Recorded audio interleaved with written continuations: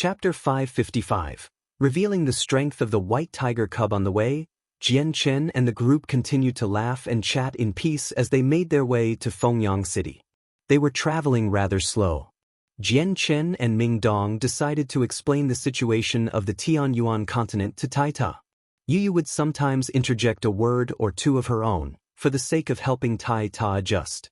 As the princess of a kingdom, Yu rarely traveled the continent. However, her knowledge was rather vast, and she was more than aware of the rules surrounding the continent and what type of world she lived in. At that moment, Jian Chen suddenly felt an abnormal sensation. The white tiger cub that had been asleep against to his chest finally woke up. Slowly opening its eyes, the tiger cub shook its head from side to side to observe the surrounding area with curiosity. Seeing that the tiger cub was finally awake, Jian Chen couldn't help but smile and rub at the cub's scraggly and furry head. "You've finally woken up, you hungry rascal."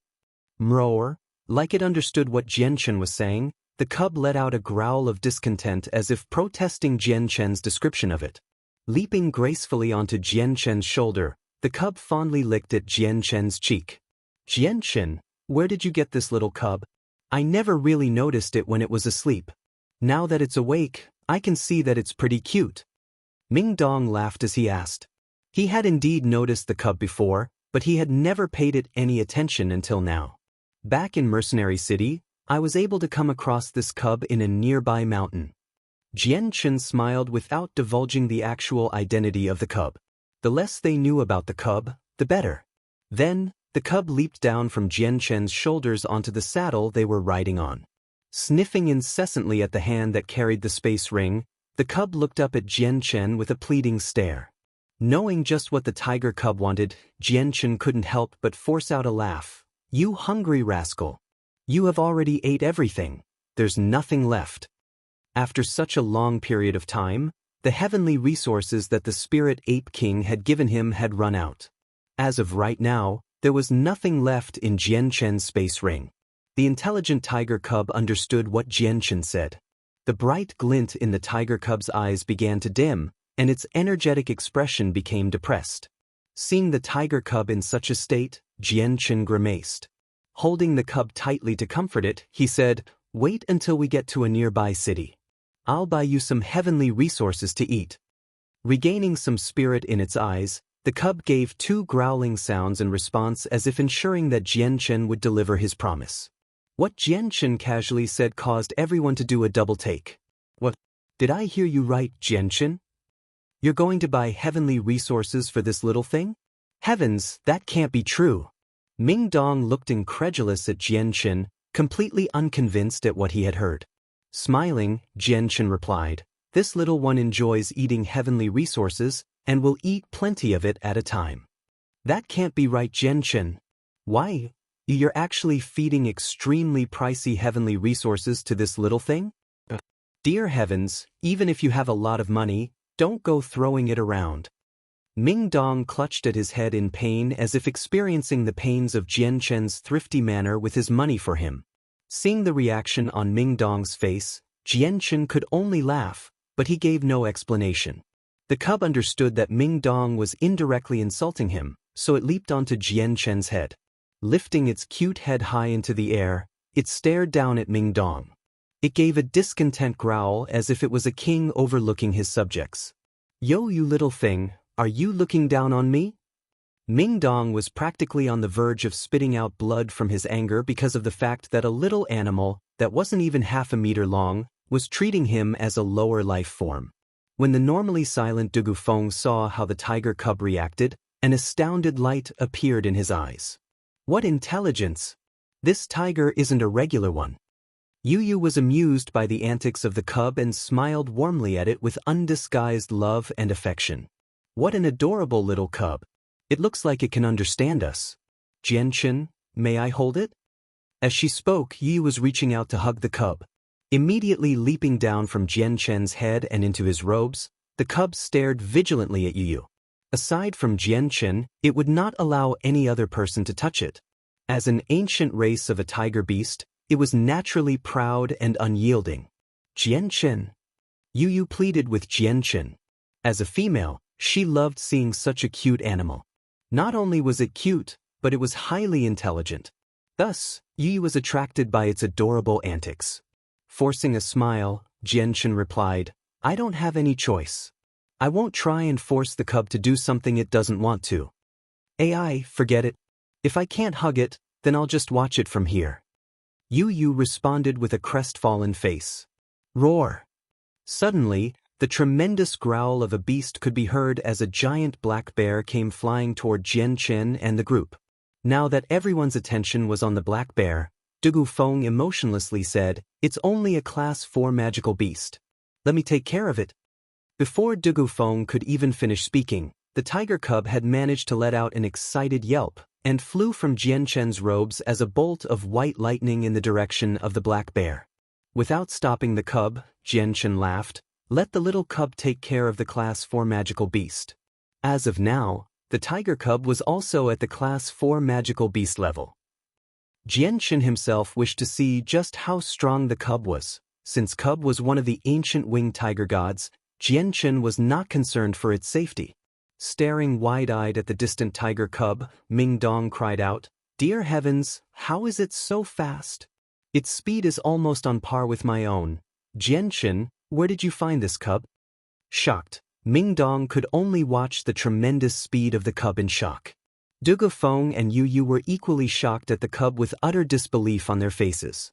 Don't underestimate the cub. This tiger cub may be small, but it has the strength of a Class 4 magical beast as well. However, I can't tell you where I got this cub. Jianchen chuckled as he stared at the speeding cub. Speeding off toward the black bear with its tiny body, the cub was able to reach a curiously fast velocity. From afar, the cub looked like a straight white line with a speed that made its body hard to see. When the opposing black bear saw the cub charge at it with no regards for itself, the bear looked as if its own dignity was being challenged. Growing even angrier, the bear opened its large jaw wide to let out an animalistic roar. Gathering its speed, it charged mercilessly toward the white tiger cub in an attempt to devour it whole. Suddenly, a pair of wings unfolded from the back of the small cub. With a single shake of its wings, a bright white blade of wind burst forth, and it shot toward the black bear. The wind blade was exceedingly fast, far quicker than what the black bear could react against. Finally spearing through the head of the black bear, it bisected the entire body in half without resistance. Without losing any speed, the blade of wind continued off into the distance.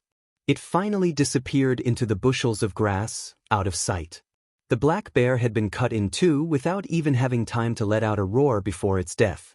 Stopping by the mountainous body of the black bear, the tiger cub let out a content purr and strutted around its body with its short stubby paws as if congratulating itself on flawlessly killing such a large black bear.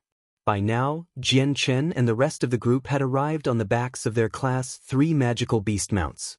However, after they looked at the bisected corpse of the black bear, they now scanned the tiger cub with a new light.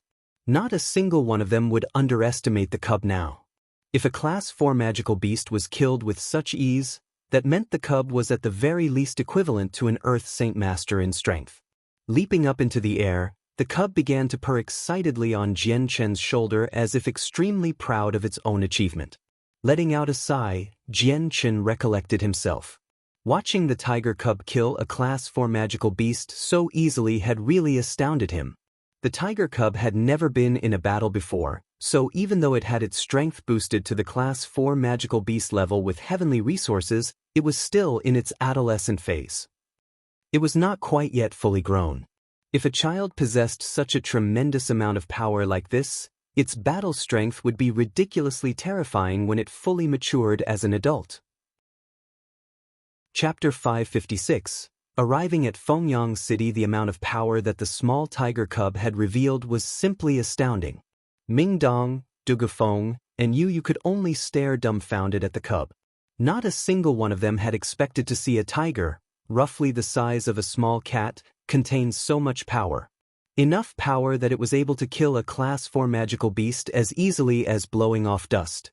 A sight like this was simply too much to take in, so everyone found it rather hard to believe. Jianchen, this tiger cub, why is it so strong? Ming Dong's eyes were glued to the corpse of the black bear as he stuttered. Jianchen laughed. I've told you before. Don't underestimate the little cub. Its strength is far beyond what you can imagine. Staring at the little cub with eyes that contained a little fear, but a renewed amount of adoration, Yu said, how strange to see it be so strong. If I didn't see it for myself, I would never have believed that a cub this small would be able to easily kill a Class 4 magical beast. Jianchen, what's its name, and what does it normally like to eat? Taking the cub from his shoulder and hugging it to his chest, Jianchen leisurely scratched at its head. The tiger cub did not resist Jianchen's actions, and instead closed its eyes bliss, quietly enjoying the sensations. I don't know what its name is either. I've always called it the little white tiger. What's its favorite food? It likes to eat any heavenly resources. It also likes roast meat as well. Jianchen chuckled. The princess seemed as if she was planning to use food to get the cub to like her. Heavenly resources and roasted meat. Wait until we get to the city, I'll find some there. The princess eagerly replied. She began to anxiously await their arrival at the city. If the cub doesn't have a name, why not give it one? Constantly calling it tiger cub or little white tiger can be tiring to hear. Yu stared expectantly at Jianchen. Jianchen had felt that this was a rather reasonable suggestion and nodded. Very well then, but what name shall I give it? Yu was quiet for a moment. The cub has a pair of wings on its back, that much cannot be ignored. Even with its small body, it is extremely brave like a god. Yes, we should give it a name like that. Yu's eyes sparkled. I have it. We should call him the winged tiger god. It's not only a powerful name, but it fits the tiger's full might. If it can kill a Class 4 magical beast with ease, then being a tiger god would be apartment. Jianchen couldn't help but feel startled at the name Yu picked. On a whim, she had managed to guess the actual name of the race of the tiger. This was the identity of the tiger. Even if very few people knew the backstory of the winged tiger god, there would most likely be trouble in the case that news of one made its way to one of the hidden experts in the world. No, I refuse. That name isn't good to hear, let's change it. Jianchen hurriedly shot down Yu's suggestion. No matter what, the name the winged tiger god could definitely not be used. Right now, Jianchen was doing his best to hide the identity of the tiger cub. He was afraid that if news were to reach the Gilligan clan, then things would be disastrous. Although Yu had only given this name on a single whim, this name was no ordinary name. It determined whether a life would be saved or destroyed. I thought the name was pleasant to the ears, why not? Yu was confused about Jianchen's adamant refusal. It was only a name, there was no need to react as Jianchen did. It's not a nice name. Let me choose, we should call it Xiaobai from now on. Jianchen hurriedly replied. Unable to laugh nor cry, Yu stared at Jianchen. Xiaobai? That name is far too simple. It doesn't show how strong the cub is at all. It sounds even worse than mine. I don't feel that it's a bad name. The cub has fur as white as snow and is small. Xiaobai suits it rather well. Jianchen looked at the cub in his robes and asked, From now on I'll be calling you Xiaobai, do you like that name? Mroror. The cub nodded its head in excitement and stamped its short forepaws against Jianchen's chest repeatedly as if it favored the name. Somewhat satisfied, Jianchen glanced at Yu. Look, Xiaobai likes that name. The road forward was long and slow. They would often spend their time traveling without seeing anyone else, but sometimes, several groups of merchants or mercenaries crossed their path. However, Jianchen and the group continued on their mounts without stopping. They headed to Fengyang City chatting and laughing the entire way. Although the group was short Yunzheng and Senior, it did not impact them much. Jianchen had wanted the flame mercenaries to leave Wake City for the magical Beast Mountain range, so he had the two protect them in secret. Otherwise, he would never feel at ease. The group was currently holding on to the human tier and earth tier battle skills. Furthermore, Kai Air was still holding on to the golden fur Tiger King's cub to raise with the other three. In the past, it was because of the golden fur Tiger King that the flame mercenaries were almost wiped out. So for the past few days before his departure, Jianchen had been vexed on whether to execute the beast or not. He had planned on it at first, but when he thought back to how the cub was like a very young child that did not know the ways of the world, Especially during the time when the flame mercenaries were killed, he reluctantly decided to spare it. Although some blame still had to be assigned to the greed of the group. If the group had not seeked out the cub, then they would not have incurred the wrath of its mother and fallen to such a disastrous position. The senior figure Duo Kong had been killed because of the golden fur tiger king's cub as well. However, the flame mercenaries had exhausted far too much sweat and blood for it now. If he were to execute the beast, then the flame mercenaries' efforts would have amounted to nothing. Therefore, Jianchen gave it even more thought and decided that Kai Er would be given the cub to tame. It would also serve as compensation and proof that their efforts were not in vain. Fengyang City was roughly 1,500 kilometers away from Wake City, and with Jianchen's group's slow speed, it would take an entire day and a half to reach the city. Fengyang City was a second-class city and was consequently far more accomplished and fancy-looking than Wake City by far. As they approached, large groups of travelers could be seen on the main roads walking to and fro. As far as the eye could see, merchants and mercenaries could be seen sharing the roads. At the gates, several soldiers could be seen standing in a line. They were there to make sure every single merchant paid an entrance toll before entry. After paying that entrance toll, entry to the city would be given without trouble. Otherwise, there would be a forceful inspection of the goods being brought in. Slowly, Jianchen and his group drew closer and closer to Fengyang City. Unlike Wake City, Fengyang City would rarely see Class 3 magical beast mounts instead of never. Some of the stronger mercenaries would even use those mounts, so not much attention was given to Jianchen's group. The soldiers of Fengyang City were the type who loved to bully, but couldn't stand to be bullied in return. Knowing that anyone who rode such beasts would not be of ordinary stature, the soldiers didn't dare trouble them. Hence, Jianchen's group was easily able to enter the city without any hindrance. Entering the city, Jianchen looked around the place with observing eyes. In his mind, the visions of the past events that happened in this city appeared in his mind like an animation. 2 years had already passed since his last visit, but Jianchen was still able to remember the events that happened. In the past, he had brought 2 Class 5 magical beast carcasses into the auction house, causing a stir. The greedy hearts of the families and clans caused them to try to steal the carcasses from him. It was only after a valiant effort that he was able to escape, but an Earth Saint Master had managed to chase after him and force him down a cliff. Arriving at a rather decent inn within the city, Jianchen had everyone book a room and tidy up their affairs. After all that was done, he turned to Dugufeng. Dugufeng, there is a heavenly phoenix auction house within this city. Take these 2 Class 5 monster cores and auction them off. Remember not to reveal your strength. However you wish to do it is up to you. Jianchen, you're not exactly short on money. Why are you auctioning off 2 Class 5 monster cores? Ming Dong asked in confusion. Even Dugufeng and you were rather confused by the actions of Jianchen. Jianchen gave a secretive smile. I have my reasons for what I do.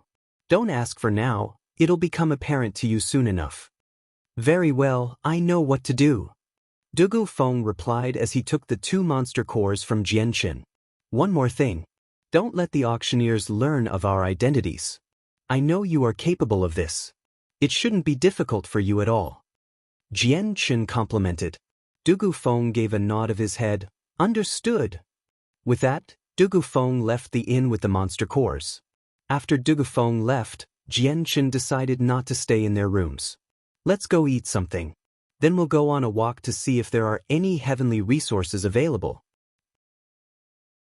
Chapter 557. Conflict. Jianchen and the others walked downstairs. The inn was serving plenty of local delicacies, so they decided to sit down at a table to eat. Although there were no heavenly resources for the tiger cub to eat, the smell of the food was extremely delectable. Seated right next to Jianchen, the tiger devoured a platter of roasted meat, much to the curiosity of everyone else around them. Xiaobai, come eat this. It's delicious. The delicate and jade-like hand of you lifted a piece of roasted meat toward the cub as if to coax it. Her limpid eyes stared unwaveringly at the cub with an expression of love that was all too noticeable. The cub didn't even bother to look up as it continued to eat the platter of food in front of him with gusto. The rate at which the food was devoured was almost as if the tiger cub had been starved for several days. With the cub completely ignoring her, the princess let out a depressed sigh. She propped her chin on her left hand as she stared at the hungry tiger with worry. Jianqin, just what in the world did you do to capture Xiaobai's heart? Why is it so attached to you while it ignores me completely? What do I have to do in order to get Xiaobai to accept me? Yu pleaded with Jianqin. Shaking his head with a small smile, Jianqin replied, I really don't know either. However, if you like Xiaobai so much, then I can only assume that after some time, Xiaobai will slowly come to accept you. By now, the cub had completely finished the platter. With eyes that were as equally as pitiful as Yu's eyes, the cub stared at Jianqin as if it wanted more. Laughing, Jianqin scratched at the cub's head gently. Waiter, another platter of 5-spice roast meat.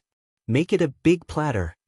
Got it, came the enthusiastic response of the waiter, who quickly reappeared with another platter of meat for the cub. With the aroma of the scent being so deliciously tempting, the tiger cub could resist no longer and began to eat the meat. Waiter, prepare your biggest private room. The second master of the Haiming clan will be dining with the third lady from the Yun family. Suddenly, a resonating cry could be heard from outside the inn as a single middle-aged man came striding in with a voice that demanded respect. Yes, I will prepare a room right away. The Haiming clan and the Yun family were both very well-known names in Fengyang City, so the waiter immediately dropped his other tasks and went off to prepare a room. After the waiter retreated, the soldier turned around. He gave a smile to the people outside the door. Second lord, third lady, if you would please. A 20-something-year-old male with a haughty face could be seen walking in. He was dressed in white robes to give off a handsome look. His eyes swept across the inn with an expression that hinted everyone else was beneath him. Right by his side was a pink skirt-wearing young woman. She discovered Yu's existence at that point as well. When she saw the fairy-like beauty of Yu's face, she too was stunned. However, there was some envy aside from her shock. She took pride in being the absolute beauty of Fengyang City. Even in the entire Blue Wind Kingdom, there were very few women that could outrank her in beauty. With the arrival of Princess Yu, no matter how much faith she had in herself, she would definitely have to step down. The light in her eyes flashed brilliantly and clearly as if they could see through the darkness within a person. Carefully studying the group, she began to observe their calm nature before growing pensive. Quickly realizing where he was, the man didn't even notice the look on the woman with him. He continued to stare at Yu. Feigning to be a man of honor, he cupped his hands in salute. This one is the second master of the Haiming clan in Fengyang City. If I might ask for the name of this beautiful lady. Oh, it is truly a disgrace for such a beautiful woman to be sitting in such an area to eat. This one has already ordered a private room upstairs with plenty of delicious and exotic food. If this beautiful lady might feel so inclined to do me the honor, please come upstairs with us to wine and dine. Before Jianqin could even speak, Ming Dong responded. Slamming his hand on the table with anger, he growled, "You're being gutsy, kid. You're asking for trouble by trying to flirt with the fiancé of my brother here." Hearing herself referred to as Jianqin's fiancé, Yu couldn't help but blush and feel bashful. When her eyes moved to Jianqin and saw that he was as calm as ever, her heart couldn't help but feel disappointed. Ming Dong's words had caused the entire inn to grow silent. Even a crow or peacock would refuse to make a sound in this tense environment. Pausing mid-speech in their conversations, every diner in the inn stared at the table where Ming Dong was. Many of them sighed to themselves when they realized the situation. Within Fengyang City, no one could handle the consequences of fighting the Haiming clan. The young man's face hardened with fury. As the second master of the Haiming clan, his status was majestically high. Standing within this inn and being scolded by such an insignificant person was an unbearable shame to him. Men, come and take away this sharp-tongued fool. Then carve out his tongue. The man barked out for his soldiers to hear. Yes, second master. Several doughty guards spoke in quick succession before moving to grab Ming Dong. Come and die then. Ming Dong's eyes coldly flashed. His right hand shot forth with a burst of saint force. It flew forward and struck the nearby soldiers, causing them to fly away with blood coming from their mouths. Ming Dong's actions stunned the entire inn into silence. Their opinion of Ming Dong drastically changed after this display, and no one dared to belittle him now. The young man was wide-eyed at this display of strength as well. He didn't think that the strong guards he brought with him would be so easily thrown back. A strength like that was quite unbelievable. The man had not been cowed just yet. Barking at Ming Dong, he yelled, "You dare strike at my Haiming clan? Aren't you the one asking for trouble?" Sneering, Ming Dong replied, "You're the one seeking trouble. Go ahead and get lost." Ming Dong pulled at the robes of the man and threw him mercilessly through the window and into the streets. Ming Dong's strength had been so massive that the man tumbled across the ground with enough force to shatter the marble beneath him. With a miserable scream, the young man's face grew deathly pale, but he did not crawl up from his position.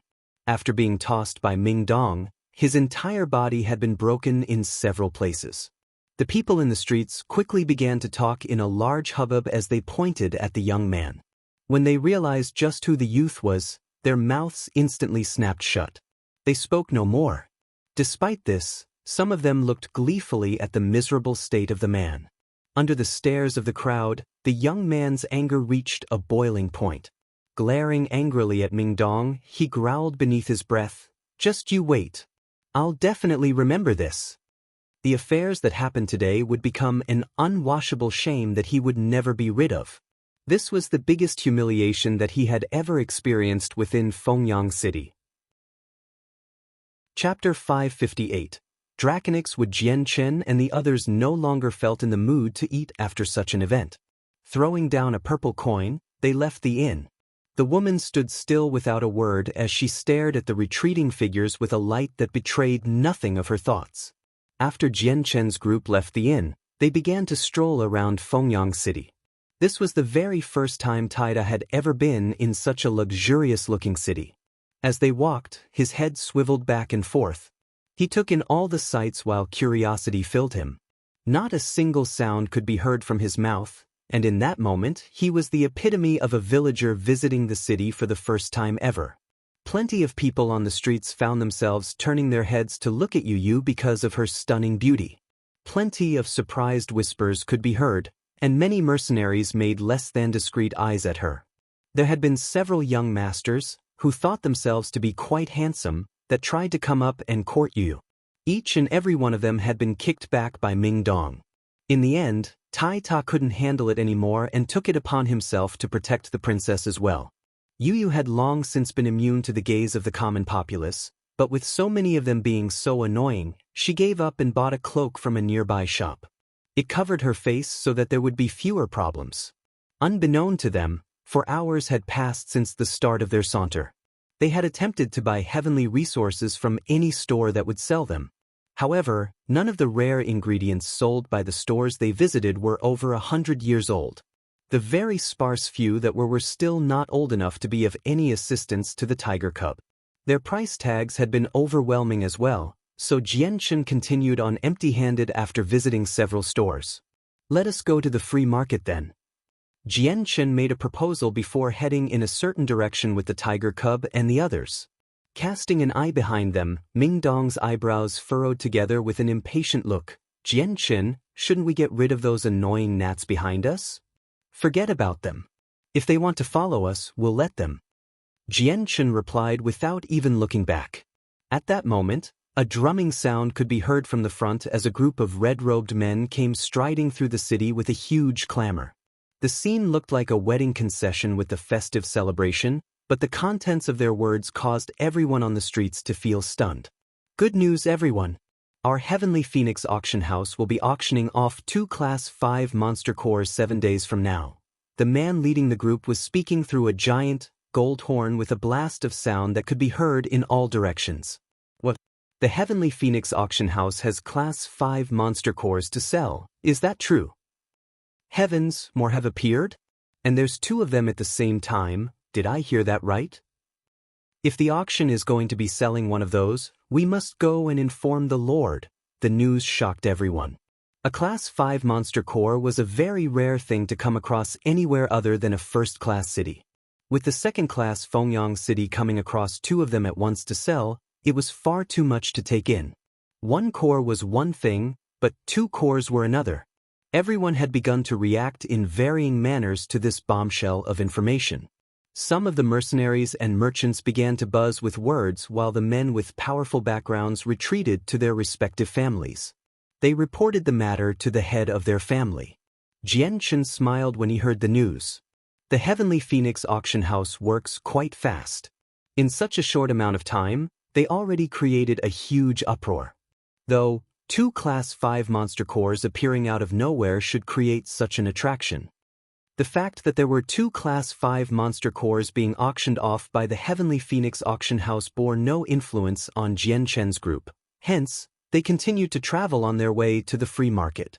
The free market of Fengyang City was exceedingly large. All sorts of peddlers selling all sorts of things could be found here. There were plenty of buildings constructed all over the overflowing streets, making it hard to walk from one place to another. Jian Chen and the rest continued to visit each and every store that sold heavenly ingredients and heavenly resources in order to find any heavenly resources that were at least 1,000 years old. After 2 hours of walking, they were still empty-handed. A heavenly resource over the age of 300 wasn't even found, let alone one 1,000 years old. Only a few stalks of 100-year-old ginseng were uncovered, but they had exorbitantly high prices. The more important thing was that a ginseng of that age would no longer serve any purpose to the Class 4 magical beast tiger cub, and would be the same as being fed some bok choy. Master, I've discovered some draconix wood. That is one of the materials that can be used to forge the hilt of the azulate sword. Hurry and buy it. Suddenly, Xing's voice could be heard in Jian Chen's mind. Jian Chen faltered for a moment as a smile overcame his face. Hurriedly he asked Xing, "Where is it?" As soon as he asked, a strange sensation flooded his mind. At this moment, there was a strange connection between his spirit and a peculiar but mysterious object that brought his eyes to a nearby building. Without hesitation, Jian Chen walked into the building at a brisk pace. "Hey, Jian Chen, where are you going? Wait for us." Ming Dong called out from behind before the other three ran after him. This was a store that specialized in selling wooden sculptures. It's rumored that it was taken from one of the wild zones of the Tianyuan continent, the Sea of Yangfire. It is there that this piece of wood was baptized by the strongest of flames and became as hard as steel. Flames cannot burn it and steel cannot break it. This is truly a treasure among treasures. Just how much are you exaggerating? An item brought back from one of the wild zones of the continent would indeed be an item in great demand, but would one really end up in a second-class city? Do you take us to be 3-year-old children that are easy to bully? Ming Dong snorted. This rotten old man knows that my lords will not believe me. Even if you believe me or not, this piece of magical wood is truly worth what it is as a treasure. That cannot be changed. The elder laughed without being insulted. Jian Chen's eyes slowly moved away from the block of wood as he tried to restrain the surging emotions he felt within him. With a calm voice, he asked, "How much for this wood? Name your price." Seeing that Jian Chen was interested, the shopkeeper's eyes lit up. Hurriedly, he said, "What an eye my lord has. This old man greatly admires such an eye.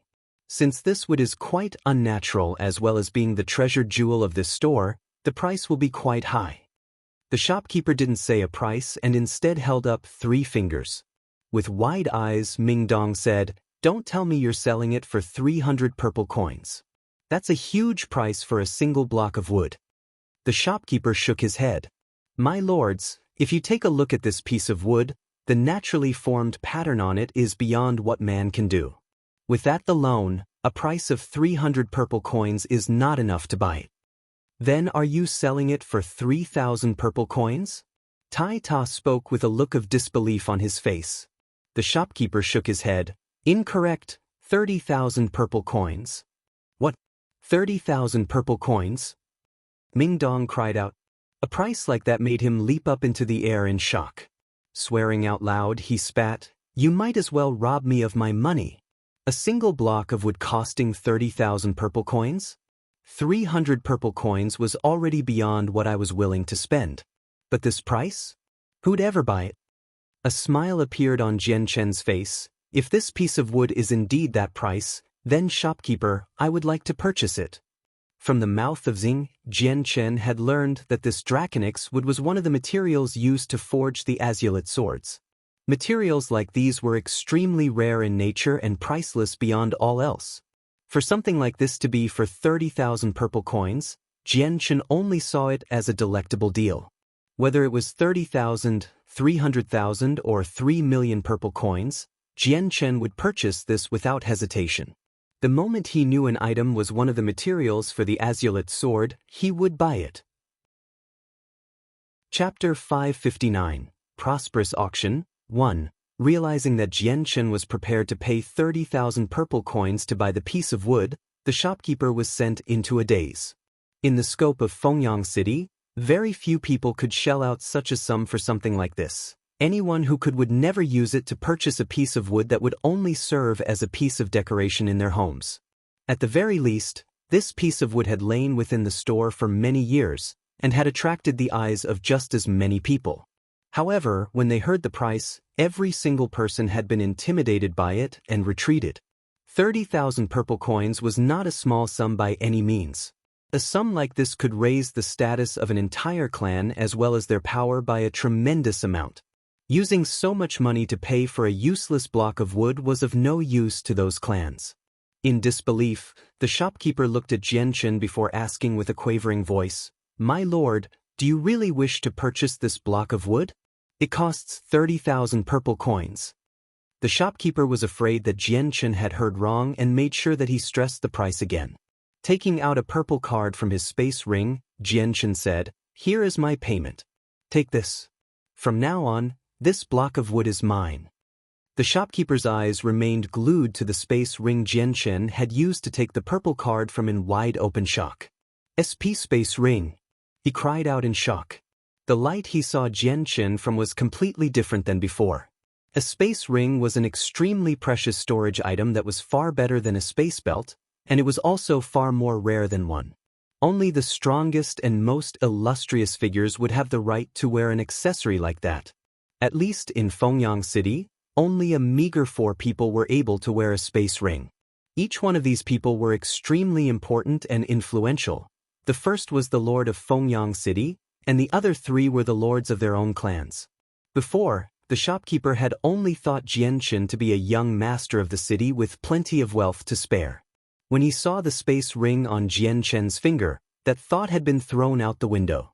From this ring, the shopkeeper could guess that this was not a youth he had seen before. This youth held an identity that was far beyond what he could possibly imagine. A space ring was far more reliable way to establish one's identity than a purple card. A person who possessed a space ring was a person that could not be looked down on. In a single moment, the shopkeeper's treatment of these shoppers changed to an extremely respectful manner. Smiling wide, his face reflected the ideal shopkeeper's face when talking to a customer. The 30,000 purple coins were quickly traded to the shop. Handing the card back to Jian Chen, the old man smiled, "Esteemed lord, here is your card. This piece of wood is yours now." Receiving the purple card emotionlessly, Jian Chen took the block of wood and stored it in his space ring along with the card. "Jian Chen, you really bought a piece of wood for 30,000 purple coins?" Tai Ta stared at him in shock. His heart felt as if it was about to collapse on itself. 30,000 purple coins was a tremendous amount of wealth, and Jian Chen had used it to purchase a block of wood. The materials he had for the azulate swords had increased by 1 more with the draconix wood in hand. Knowing that he was 1 step closer to the swords, Jian Chen was elated. "This piece of wood is something I desperately need. Its value to me is beyond what you could imagine." He smiled. Jian Chen hadn't bothered to hide the fact that the draconix wood was beyond ordinary since it was as good as safe in his hands. There was no need to fear anyone that had their eyes on it now. "Esteemed lord, this old man recognizes that you are a knowledgeable person and you seem to know the history behind this piece of wood. I am quite curious of its nature now. Would it be possible for my lord to explain to this old man a thing or two about its uses? I would like to further my realm of knowledge." The man inquired with a pleading tone. Laughing, Jian Chen replied, "Shopkeeper, Did you not say before that this piece of wood was retrieved from a wild zone? You already know then. What use is there to ask more? The shopkeeper sputtered. When he had said that the wood was from a mysterious place, it had been a fabrication he knew nothing of. It was only meant to raise the mystique and price of the wood. What he didn't expect was that he would meet someone more knowledgeable about it than him. With a hollow laugh, the man hurriedly changed the subject. Esteemed Lord, there are still many more excellent sculptures within our 1,000-hand workshop. Why not take a walk around and peruse them? Perhaps my lord will find something of interest. Humming, Jian Chen began to communicate with the azure and violet sword spirits. Xing, Xingsuo, is there anything else of value here? Master, only the Draconix wood is of value. Neither of us thought that the Tianyuan continent would have it. Could they have brought it here? Xing thought. Now knowing that the Draconix wood was the only valuable object here, Jian Chen couldn't help but feel disappointed. Losing all motivation to stay here any longer, Jian Chen and the others left the store, much to the disappointment of the shopkeeper. Jian Chen, I am fully aware that you wouldn't buy such an expensive piece of wood without reason. Just what in the world is different about this piece? I can't wrap my head around it at all. As soon as they left the store, Ming Dong immediately piped up with his question. This piece of wood is called the Draconix wood. I don't know its history, but it is an item with value beyond belief. To me, it is an indispensable item needed to forge a weapon. What? Forge a weapon? Ming Dong was flabbergasted. As if unclear, he asked again for clarification, Jian Chen, what did you just say? Forge a weapon? With your strength, do you really need materials for a weapon? At this, Yu and Taita looked curiously at Jian Chen as well. Forging a weapon was extremely rare on the Tianyuan continent. As of now, I have no way of responding to that question in earnest. Let's not discuss this for now and continue on our stroll to see if we can find Shao by any heavenly resources. One of the 3 strongest clans, the Haiming clan, sat in the south side of Fengyang City. As of that moment, the entire place was quite lively with noise. Within the luxuriously decorated rooms, a white-faced youth could be seen lying on top of a bed. His entire forehead was drenched in sweat, and his face was contorted in pain. A white-robed middle-aged man slowly withdrew his palm from the youth. With exhaustion, the man stared at the other middle-aged man who stood gravely nearby. Lord Haiming, the wounds of your second son are quite severe. With my capabilities as a radiant Saint Master, I am unable to fully cure his wounds in a single attempt. I will require several attempts. This grave-faced man was in fact the head of the Haiming clan. The man nodded his head. Esteemed Master Jacques, please rest. After Jacques left, the man strode to the bed and grimly asked, Jenner, who did this to you? Father, you must take revenge for me. The youth began to recount the events that happened with even more details added to the fire like oil, so he shifted the blame completely onto Jian Chen. Listening to his son, the head of the Haiming clan narrowed his eyes before sighing. The Heavenly Phoenix auction is currently selling 2 Class 5 monster cores. The auction has sent the entire city into an uproar. For now, let's set aside this issue until this matter with the monster cores has been fully resolved. Several experts have gathered in the city as of late. You'd best keep quiet for now and avoid trouble. Father, are we going to let that bastard get away with this so easily? I was humiliated in front of the eyes of many people. If our Haiming clan sits by the side and does nothing, then how will the people of Fengyang City see us? What face would we have to continue to call ourselves one of the 3 strongest clans of the city? The youth sputtered in indignation. That's enough. I will make the preparations, but now is not quite the time for it. Acting rashly will only create a new knot in the tree. Stay here and continue to recuperate. With that, the man left the room. Within a large courtyard in another part of the city, a red skirt-wearing woman sat next to a window with a troubled expression. Who would have known that the Heavenly Phoenix auction house would suddenly sell 2 Class 5 monster cores at this time? What a ruckus that'll create, what a battle it'll cause. The Yun family doesn't have time for this, but that only means it is a chance for my mother's blood debt to be fulfilled. The woman thought back to the spectacle that happened back at the inn. I wonder who those people were. she muttered. Even their personalities were out of the ordinary. They must be men from a major clan with high positions. Their clan must be very strong if they don't fear the Haiming clan. As she spoke, a sudden gleam appeared in her eyes without disappearing. After a long time, the woman finally whispered another line. Perhaps, if possible, I could borrow their strength to destroy the Yun family. Jian Chen and the others continued to stroll around the city a while longer before finally returning to the inn they were staying at. They had traveled to many different streets and stores today. Aside from the Draconix wood, they had found nothing to show for their efforts. Not even a 500-year-old heavenly resource could be found in the city, let alone a 1,000-year-old one. That night, Jian Chen sat on his bed in a meditational position. However, he was not using the energy from the monster cores to refine into chaotic force. He was instead trying to understand the energy of the world. Understanding this primal energy was the road one had to follow to become a saint ruler. There were no shortcuts for this path. It was only with full comprehension of the utmost degree would one be able to understand the mysteries of the world. Since the cub had no heavenly resources to digest, it did not fall into a deep sleep this night. Instead, it rolled around with a bored expression on the bed. Its sharp claws tore the blankets to shreds in its attempt to alleviate its boredom. The cub suddenly halted playing.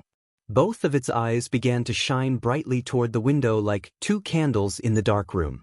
Without a sound, the windows began to open before a single figure darted into the room. It landed silently on the ground. It let out a discontent growl. As if it had lost interest in the shadow, the tiger resumed rolling around on the bed. Chapter 560, Prosperous Auction 2. At the same time the figure entered the room, Jian Chen slowly opened his eyes. He was seated on the bed. Were there any problems? None, but plenty of people were trying to follow me. I was able to throw them off with ease, but not too long after each try, they managed to find me again. I would assume they are the local powers of the city with eyes all over the place. Unless I can alter my face and change my body, I won't be able to completely throw them off. The figure replied in a plain voice. It was Dugu Feng. Yes, this situation was within my expectations. A Class 5 monster core is far too rare of an item to appear in such a city like this. Not attracting their eyes would be strange. Jian Chen pondered. Dugu Feng, for now, hide yourself and do not let them find you.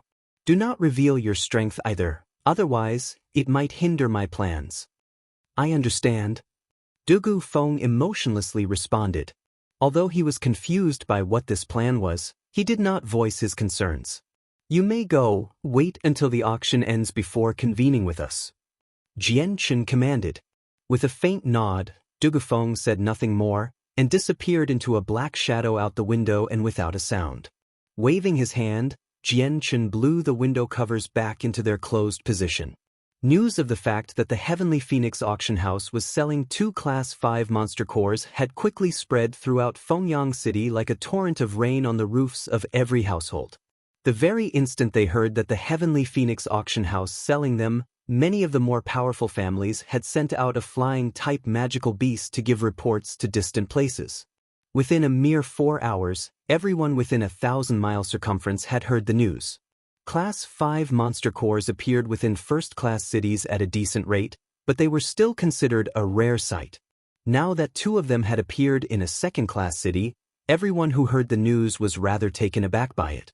Not long later, every single person that was in charge of a local power came running over. They brought along their strongest experts as they rushed to Fengyang City. Despite there being time until the auction, everyone was impatient to get there as fast as possible. On the second day after the news was sent out, many strong individuals had already shown up in Fengyang City on their mounts in numbers of 100. When these people arrived in Fengyang City, the power holders of the city felt a considerable amount of pressure. The leaders of the 3 strongest clans had convened to form a collaborative might that would discourage anyone from trying to knock them out of their positions.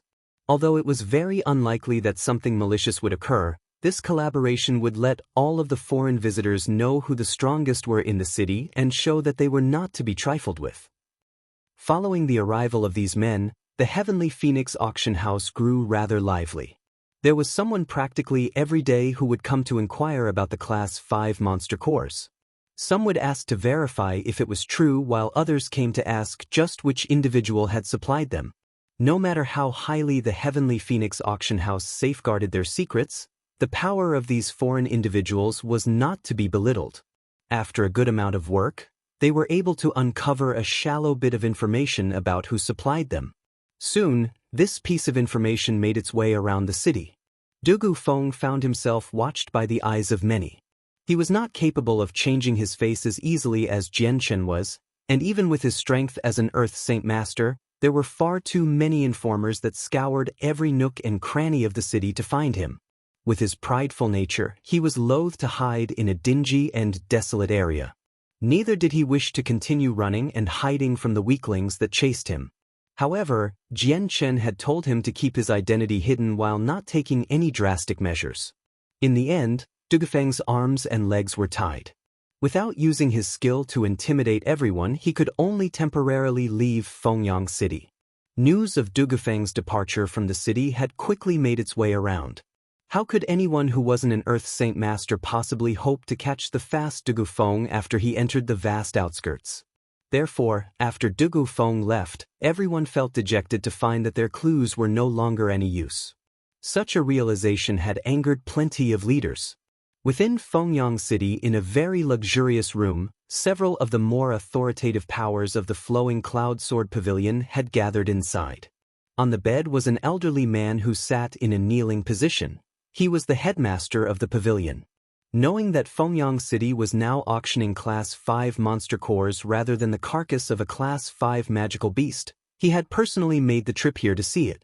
Zhou Tong. 2 years ago, 2 Class 5 magical beast corpses found their way into the auction house of Fengyang City. And now 2 years later, 2 Class 5 monster cores are being auctioned. Do you think the supplier behind it is the same person? The headmaster's eyes turned to look to the man next to him. Zhou Tong was the vice headmaster of the Flowing Cloud Sword Pavilion. Although his appearance made him look like a middle-aged man, his true age wasn't too far off from the headmaster. Humming, Zhou Tong said, "The man today looks very different compared to the Wu Yun of 2 years ago." However, that Wu Yun had a mysterious technique that could change his face. If it weren't for the fact someone managed to douse him in a powder 2 years ago, we would have been completely fooled by his disguise. I can only guess that today's person is the very same Wu Yun as before. I've heard of the matter 2 years ago. This Wu Yun is a complex person if he was able to make his escape with so many experts blocking his way. Having him kill so many is only a testament to his strength.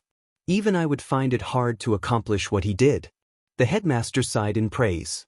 Zhou Tong couldn't help but think back to the alarming memories of 2 years ago. That Wu Yun's strength was indeed tremendously strong. With 2 years passing by now, he has to have made great strides in improvement. Otherwise, he wouldn't be selling 2 Class 5 monster cores in Fengyang City. Growing silent to think to himself, the headmaster grunted, "Zhou Tong, this Wu Yun is a person our pavilion should not offend at all costs. If possible, we should rope him into our good graces. This man is not a regular man." "Yes, headmaster." In another inn, several middle-aged men were currently seated in a luxurious room. The one who is selling these Class 5 monster cores has to be the very same Wu Yun as 2 years ago. Bah, he killed plenty of the expert of our Yulan clan, and siphoned away plenty of our power. This time our Yulan clan will show our true might without forgiveness. Not only will we obtain the Class 5 monster core, we will take what blood he has spilled from us out from his own body. A middle-aged man fumed with rage as his eyes reflected his hostile intentions. Not too far away from the auction house, a black-robed elder smiled coldly from on top of a nearby inn. Laughing to himself, he said, "Wu Yun, oh Wu Yun, what a vitality you have. 2 years ago, you plummeted down a bottomless chasm, yet you survived. Now that you've appeared just this once again, I won't let you escape again like last time. Even if you've grown much stronger than you were 2 years ago, you will still not be a match for Anx and I. For the very reason of fighting you for that battle skill, I have enlisted Anx to help me from the Harito clan." The following days came with an influx of people that flowed into Fengyang City. News of a Class 5 monster core spread farther and farther as well. From earlier, only people within 1,000 miles had heard of it, but now, people over 1,000 miles had heard it as well. Even some of the families from the first-class cities had come to visit. It was truly a gathering of dragons within Fengyang City. The entire city was not in an uproar because of the situation. Instead, they were quite subdued by their lifestyles. No matter how much they tried to hide it, the people of the city felt a tremendous amount of pressure on them. Even the mercenaries and the young masters of the richer clans had kicked their arrogance down a notch. Even they realized that one could never be too sure if one would meet a civilian or a person one could not offend. After all, men of great strength did not need to reveal it to the public. 7 days quickly passed by. It was now the day that the Heavenly Phoenix auction house would begin its auction. When they heard that the person next to Yulian was an Earth Saint Master, everyone had turned to look at him with eyes of admiration and envy. Earth Saint Masters were far and few in Fengyang City. As of right now, only the City Lord and the leaders of the 3 major clans were Earth Saint Masters. With everything cleared up, Yulian had decided to get straight to the point. Clearing her throat, she said, "All right. This one won't waste everyone's precious time anymore. Let the auction for the Class 5 monster cores officially begin. Our first core will be set at a price of 10,000 purple coins. Every bid will further increase it by another 1,000 purple coins." Before anyone else could even speak after Yulian had finished speaking, an elderly voice boomed from one of the VIP rooms.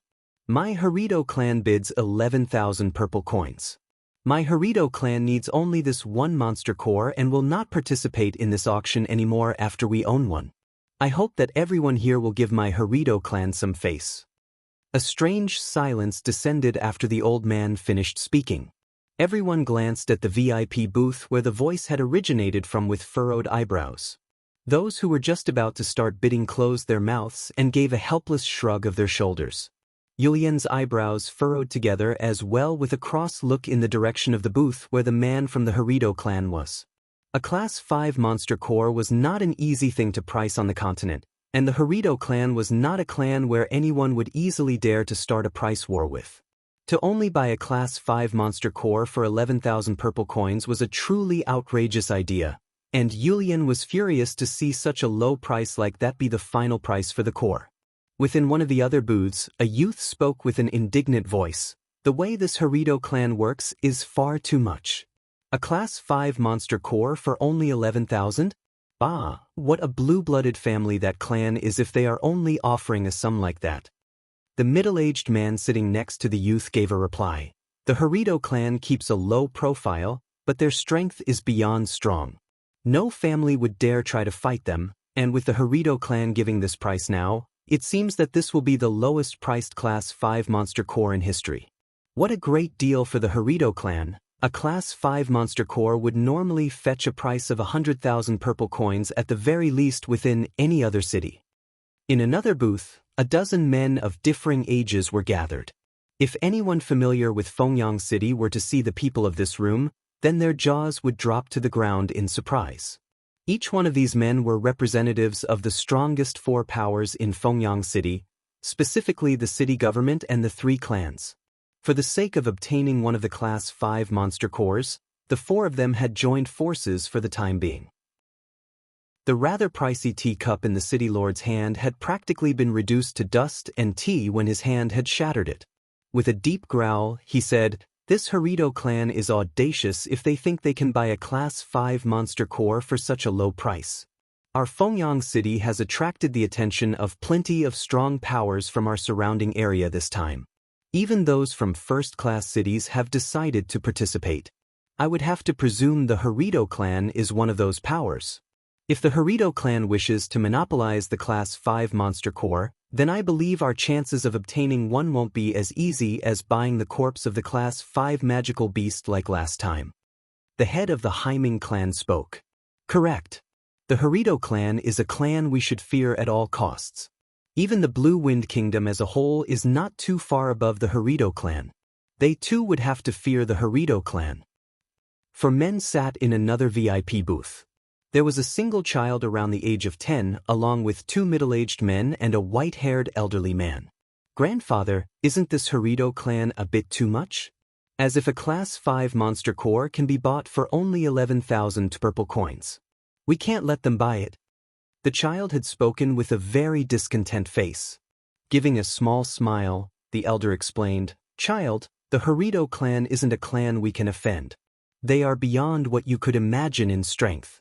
The founder of the clan still lives to this very day, and his strength is that of a 6th cycle Earth Saint Master. He only requires a single step to become a Heaven Saint Master, so it should only take him another 100 years or so before the breakthrough happens. He will step into the next realm." Startled, the child replied, "Then doesn't that mean that the Harido clan will soon become one of the strongest powers in the Blue Wind Kingdom?" "Correct. Though whether or not the Harido clan will become one of the strongest clans in the kingdom will be up to whether or not their founder can become a Heaven Saint Master." No one in auction house, meaning everyone in the VIP booths, possessed an interest in raising the price above the Harido clan's bid. Even the factions that had traveled from far away had no desire to offend the Harido clan. After waiting for a long time on the platform, Yulian felt a depressed sigh well up inside her, especially when she saw no more takers. It seems that this will be history's cheapest Class 5 monster core. She thought to herself. Clearing away her negative thoughts, Yulian loudly said, "The Harido clan bids 11,000 purple coins. Are there any other takers?" 11,000 purple coins, going once. Jian Chen, Ming Dong, and Yu were all talking among themselves in their chairs at a leisurely tempo. Only Tai Ta was staring out at the spectacle outside their booths since this would be the very first time he had been to an auction. Although the entrance fee for this event alone had made the auction house a wealthy sum of money, it would not fill the money pouch they had on their waists. Yulian gave an appreciative glance at the booth where the 20,000 purple coin bidder was. Although the price was now a mere 40,000 purple coins more than before, it was far better than a measly 11,000 purple coins. "The Harido clan has offered 50,000 purple coins. Is there anyone that wishes to go higher?" Yulian asked in a loud voice. Her eyes were not looking at the booth housing the Harido clan. Instead, she gave an expectant glance at the booth of the second bidder. Right now, in the entire auction house, this booth contained the only people that would dare to stand up against the Harido clan. 60,000 purple coins. Not failing to disappoint Yulian, the booth had once again called out a price 10,000 more than the Harido clan's offer. This price made the previously 11,000 purple coins pale in comparison. 60,000 purple coins. Is there anyone else that wishes to go even higher? Yulian excitedly spoke as she announced the new bid to the entire room. Right now, the eyes of everyone within the auction house had gathered upon the booth that was going into a price war with the Harido clan. Everyone was absolutely dying to see just who the room contained. The eyebrows of Anx and Kaiser had furrowed together once more. As soon as they announced another price of 50,000, the opposing side had again announced an even higher price of 60,000, and the tone of the other bidder had conveyed a message that gave a bad feeling to the other two.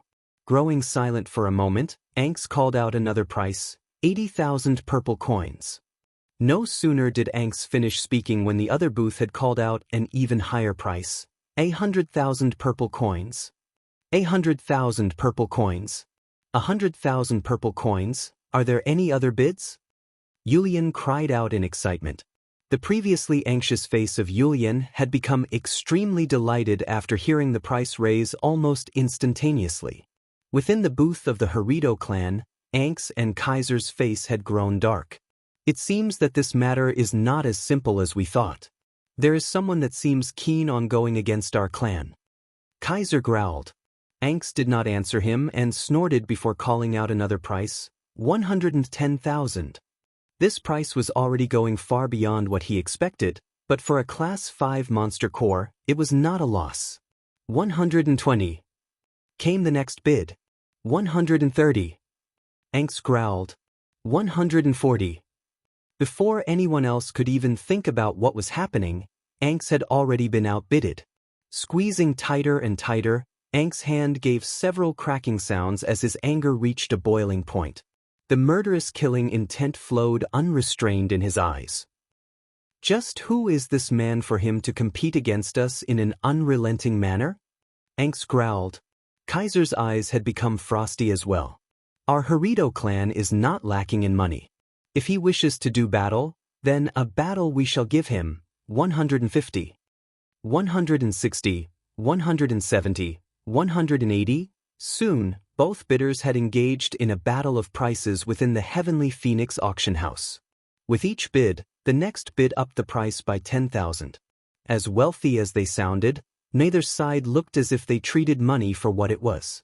In a flash, the insignificant sum of 11,000 had almost transformed into a mighty sum of 200,000 purple coins. The heart of Yulian had nearly exploded with joy, and she could not express her appreciation for the figure even if her life depended upon it now. As soon as 200,000 had been reached as the price, Kaiser could handle it no longer. With a strong voice that reverberated across the auction house, he said, "Friend, if you are affiliated with no faction or clan, why must you make things difficult for my Harito clan? This is quite the aggressive assault on us." Kaiser's voice appeared calm without any apparent irritation. The Harito clan wasn't too influential in the Jessen kingdom and did not have a good amount of knowledge on the powers there. He didn't speak too rudely since he was afraid of angering someone he shouldn't anger.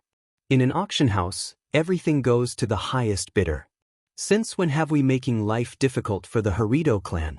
We are only playing by the rules of the auction house, that's all. This time, the voice of a woman could be heard. She was melodious in her speech and rather pleasant to hear. Chapter 563, Prosperous Auction 5. When everyone heard the voice of a woman, many of the men's eyes lit up. They tried to guess just which powerful family had groomed such a beloved daughter that they would allow to throw out so much money against the Harito clan.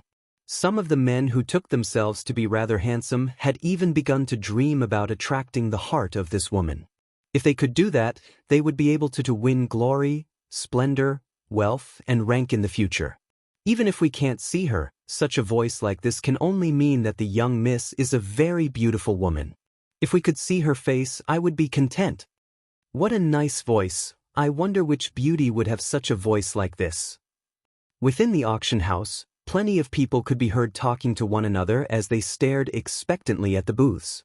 They were all filled with a thirst to gain the ability to see through the window that separated the booth from the hall. They wanted to see the inhabitants inside. Within the Harito clan's booth, Kaiser and Angst had been knocked for a loop when they realized that it was a woman that was fighting them in a price war for the Class 5 Monster Core.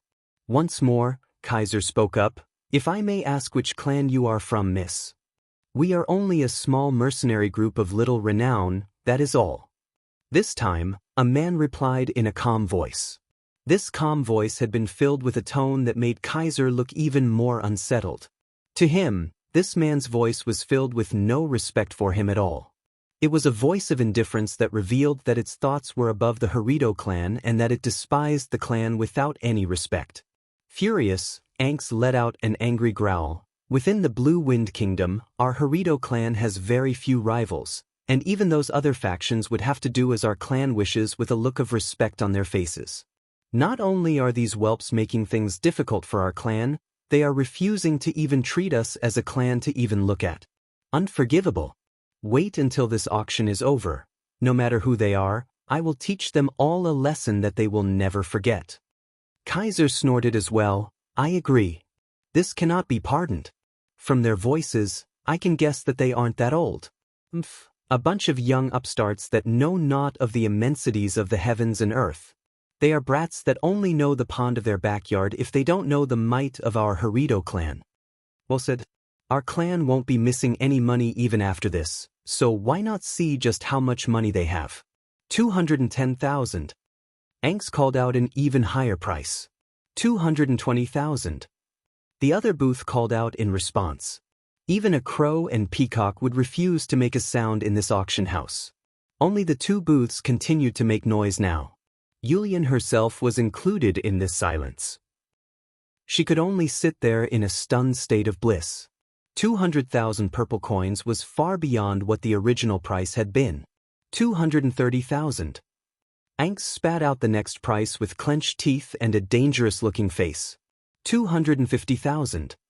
There had been no pressure in the speaker's voice from the other booth as he effortlessly gave a price 20,000 higher than the previous bid. Bastards, just how much money do they have? Anx slapped his palm against the table and promptly broke it to pieces. 250,000 purple coins was already more than what a Class 5 monster core should cost. With eyes that could freeze the air they looked at, Kaiser hesitated to speak for a moment before relenting. 260,000. 300,000. As soon as Kaiser had finished speaking, the other side increased the bid by another 40,000 purple coins. Such an overbearing attitude like this was no longer treating money as money. Kaiser's and Anx's fists were clenched extremely tight by this point. Their bodies leaked a tremendous amount of killing intent that could be felt by even the inhabitants of the auction house.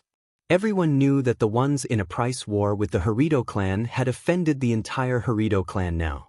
Within the other room, Jian Qin, Ming Dong, Yu Yu, and Tai Ta were eating their pieces of fruit without a care in the world.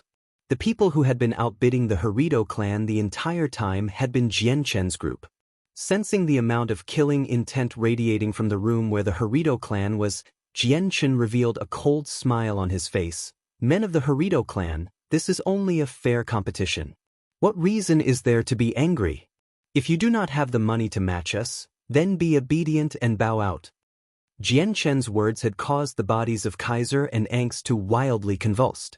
The two of them would likely have destroyed the booths in an attempt to tear apart Jian Chen if they had forgotten where they were. This time, the Harito clan did not announce another bid in response. Although they were a wealthy clan, 300,000 purple coins to buy a single Class 5 monster core was not worth it in their minds. After a long period of silence, Yulian had finally found herself speaking again. The honored guest within booth 8 has bid 300,000 purple coins.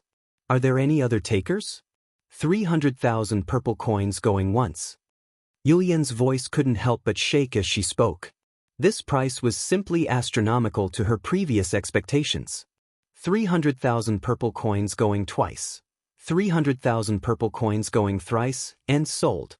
I now declare that the first Class 5 monster core has been bought by the guests in booth 8. The wooden hammer of Yulian smashed against the table, declaring that the first Class 5 monster core had been bought for 300,000 purple coins. Within booth 8, Tai Ta stared at Jian Chen in confusion. Jian Chen, you spent so much money to buy a Class 5 monster core? But that's not worth it. Smiling slightly, Jian Chen replied, 300,000 purple coins sounds like a lot, but it isn't anything to me. This money was really just something that fell into the hands of the people in this group. Like the hair from 9 oxen, this is nothing. Jian Chen, you wouldn't do something so senseless like this without reason. Do you have a hatred of some sort that required you to use the Class 5 monster cores to draw them out? Ming Dong asked out of curiosity. Ming Dong's words had caused memories to flash back into Jian Chen's mind. His eyes took on a slightly harsher glint to them as he replied, correct. I have a debt to pay with them. 2 years ago, I sold the bodies of 2 Class 5 magical beasts in this auction house. In the middle of it all, the people of the many clans and families chased me. At that time, I was only a Saint Master. With so many people chasing after me, I barely made it out of that place alive. An Earth Saint Master from the Harito clan chased me to the point where I was forced off a cliff in a narrow escape. Ming Dong's eyes had a flash of killing intent at his words. With a growl, he replied, so I see. In that case, this hatred will be something that they will definitely pay for. Guarantee it, brother. Sitting right next to Jian Chen, Yu said nothing, and instead stared at him with eyes that reflected none of the tranquil expression on her face. Jian Chen's words had painted a clear picture in her mind. It was in this moment that she realized just how terrifying a situation Jian Chen had suffered if so many individuals had chased Jian Chen as a Saint Master. Such a traumatizing experience would make any person shudder. Yen Kaiser of the Harito clan. Not once will I ever forget this name. Jian Chen's eyes frosted over with an aura of killing intent. After the first Class 5 monster core was sold, there was a small break before the second monster core could begin being auctioned. Now we shall begin the auction of the second class 5 monster core. The starting price will be 50,000 purple coins. Each bid will be a minimum of 1,000 purple coins. This will be the very last class 5 monster core, so I implore each and every guest to cherish their time and make their decision. This will be a once-in-a-lifetime chance to obtain a class 5 monster core with ease. Yulian announced with a loud voice. She was filled with hope for this next auction, and could not wait to see just how much money the second monster core would sell for. At the end of her words, plenty of people had immediately launched into a barrage of prices. 60,000 purple coins. 70,000. 75,000. One by one the bidders in the booths had increased the price.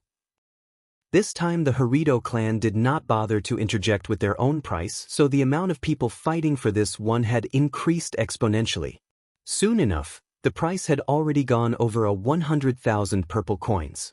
The Yulan clan offers 110,000 purple coins. The Flowing Cloud Sword Pavilion offers 110,500 purple coins. The Tianhua sect offers 120,000 purple coins. The Mutian clan offers 120,500 purple coins. The Kadir clan offers 130,000, 140,000 purple coins, 140,500 purple coins. The price had already skyrocketed far beyond 150,000 purple coins because of the intense price war. At this moment, a new bidder caused every other bidder to pause. The Blaze clan of Tianlong City offers 180,000 purple coins.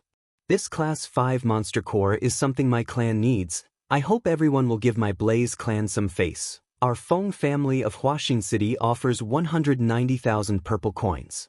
Our Feng family requires this class 5 monster core as well. Please do give us some face for this. Thus, the entire auction house was silent again. The Blaze clan of Tianlong City and the Feng family of Huaxing City were both factions from first-class cities. They were strong in power and were not figures that the Flowing Cloud Sword Pavilion, the Yulan clan, or the 3 clans from Fengyang City could go against by themselves.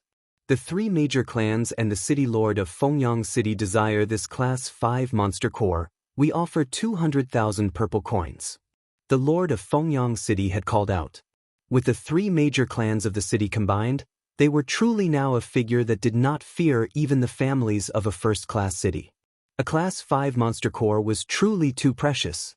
In a first-class city, only one would appear every 3 years or so, with a tremendous clash following each appearance. When Fengyang City declared an auction of 2 class 5 monster cores, every single power-hungry person had decided this was not an opportunity to miss. Our Guyun clan offers 210,000. The Spirit Hawk mercenaries offer 220,000.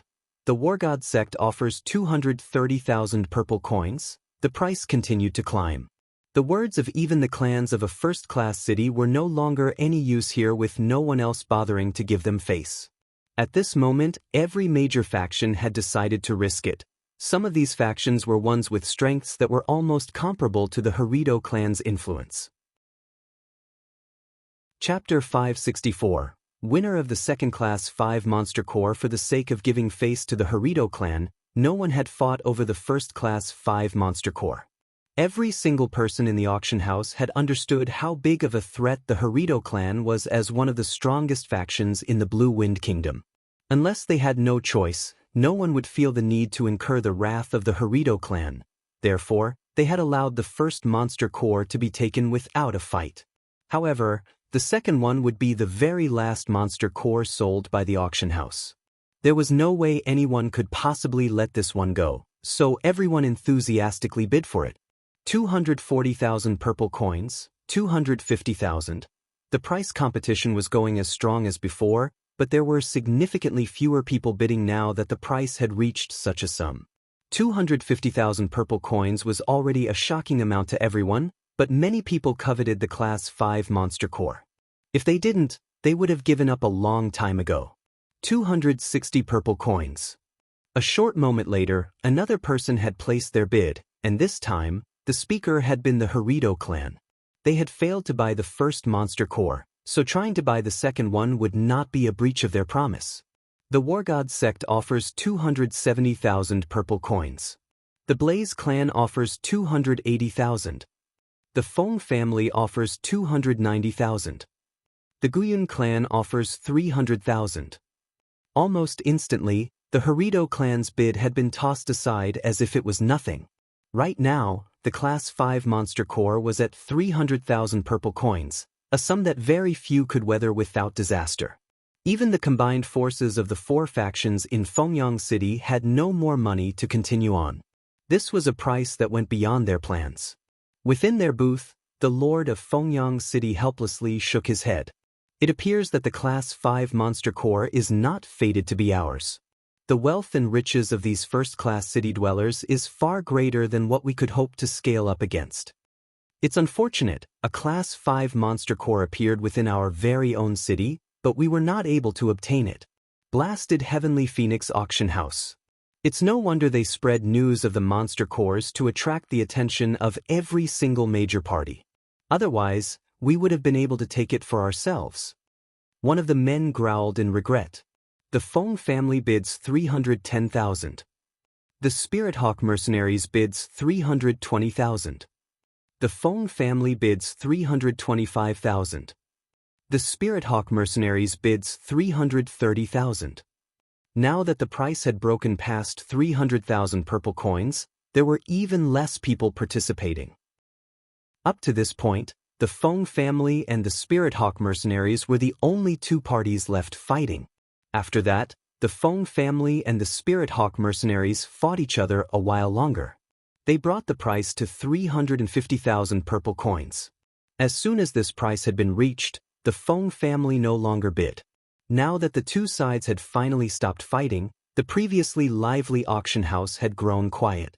With the entire auction having gone silent and Yulian seeing no more takers, she finally said, "The Spirit Hawk mercenaries have bid 350,000 purple coins.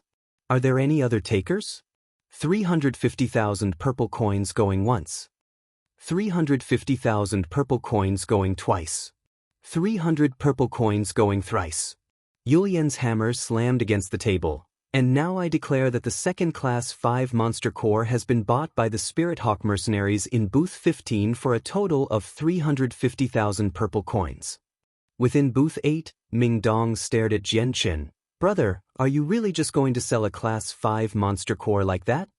Jian Qin hummed. "I originally planned on keeping both of them, but I've changed my mind. If there is a mercenary group that wants the Monster Core, then I'll let them have it. In any case, we will be meeting the Spirit Hawk mercenaries soon enough, so it's best we don't antagonize them." "That's true.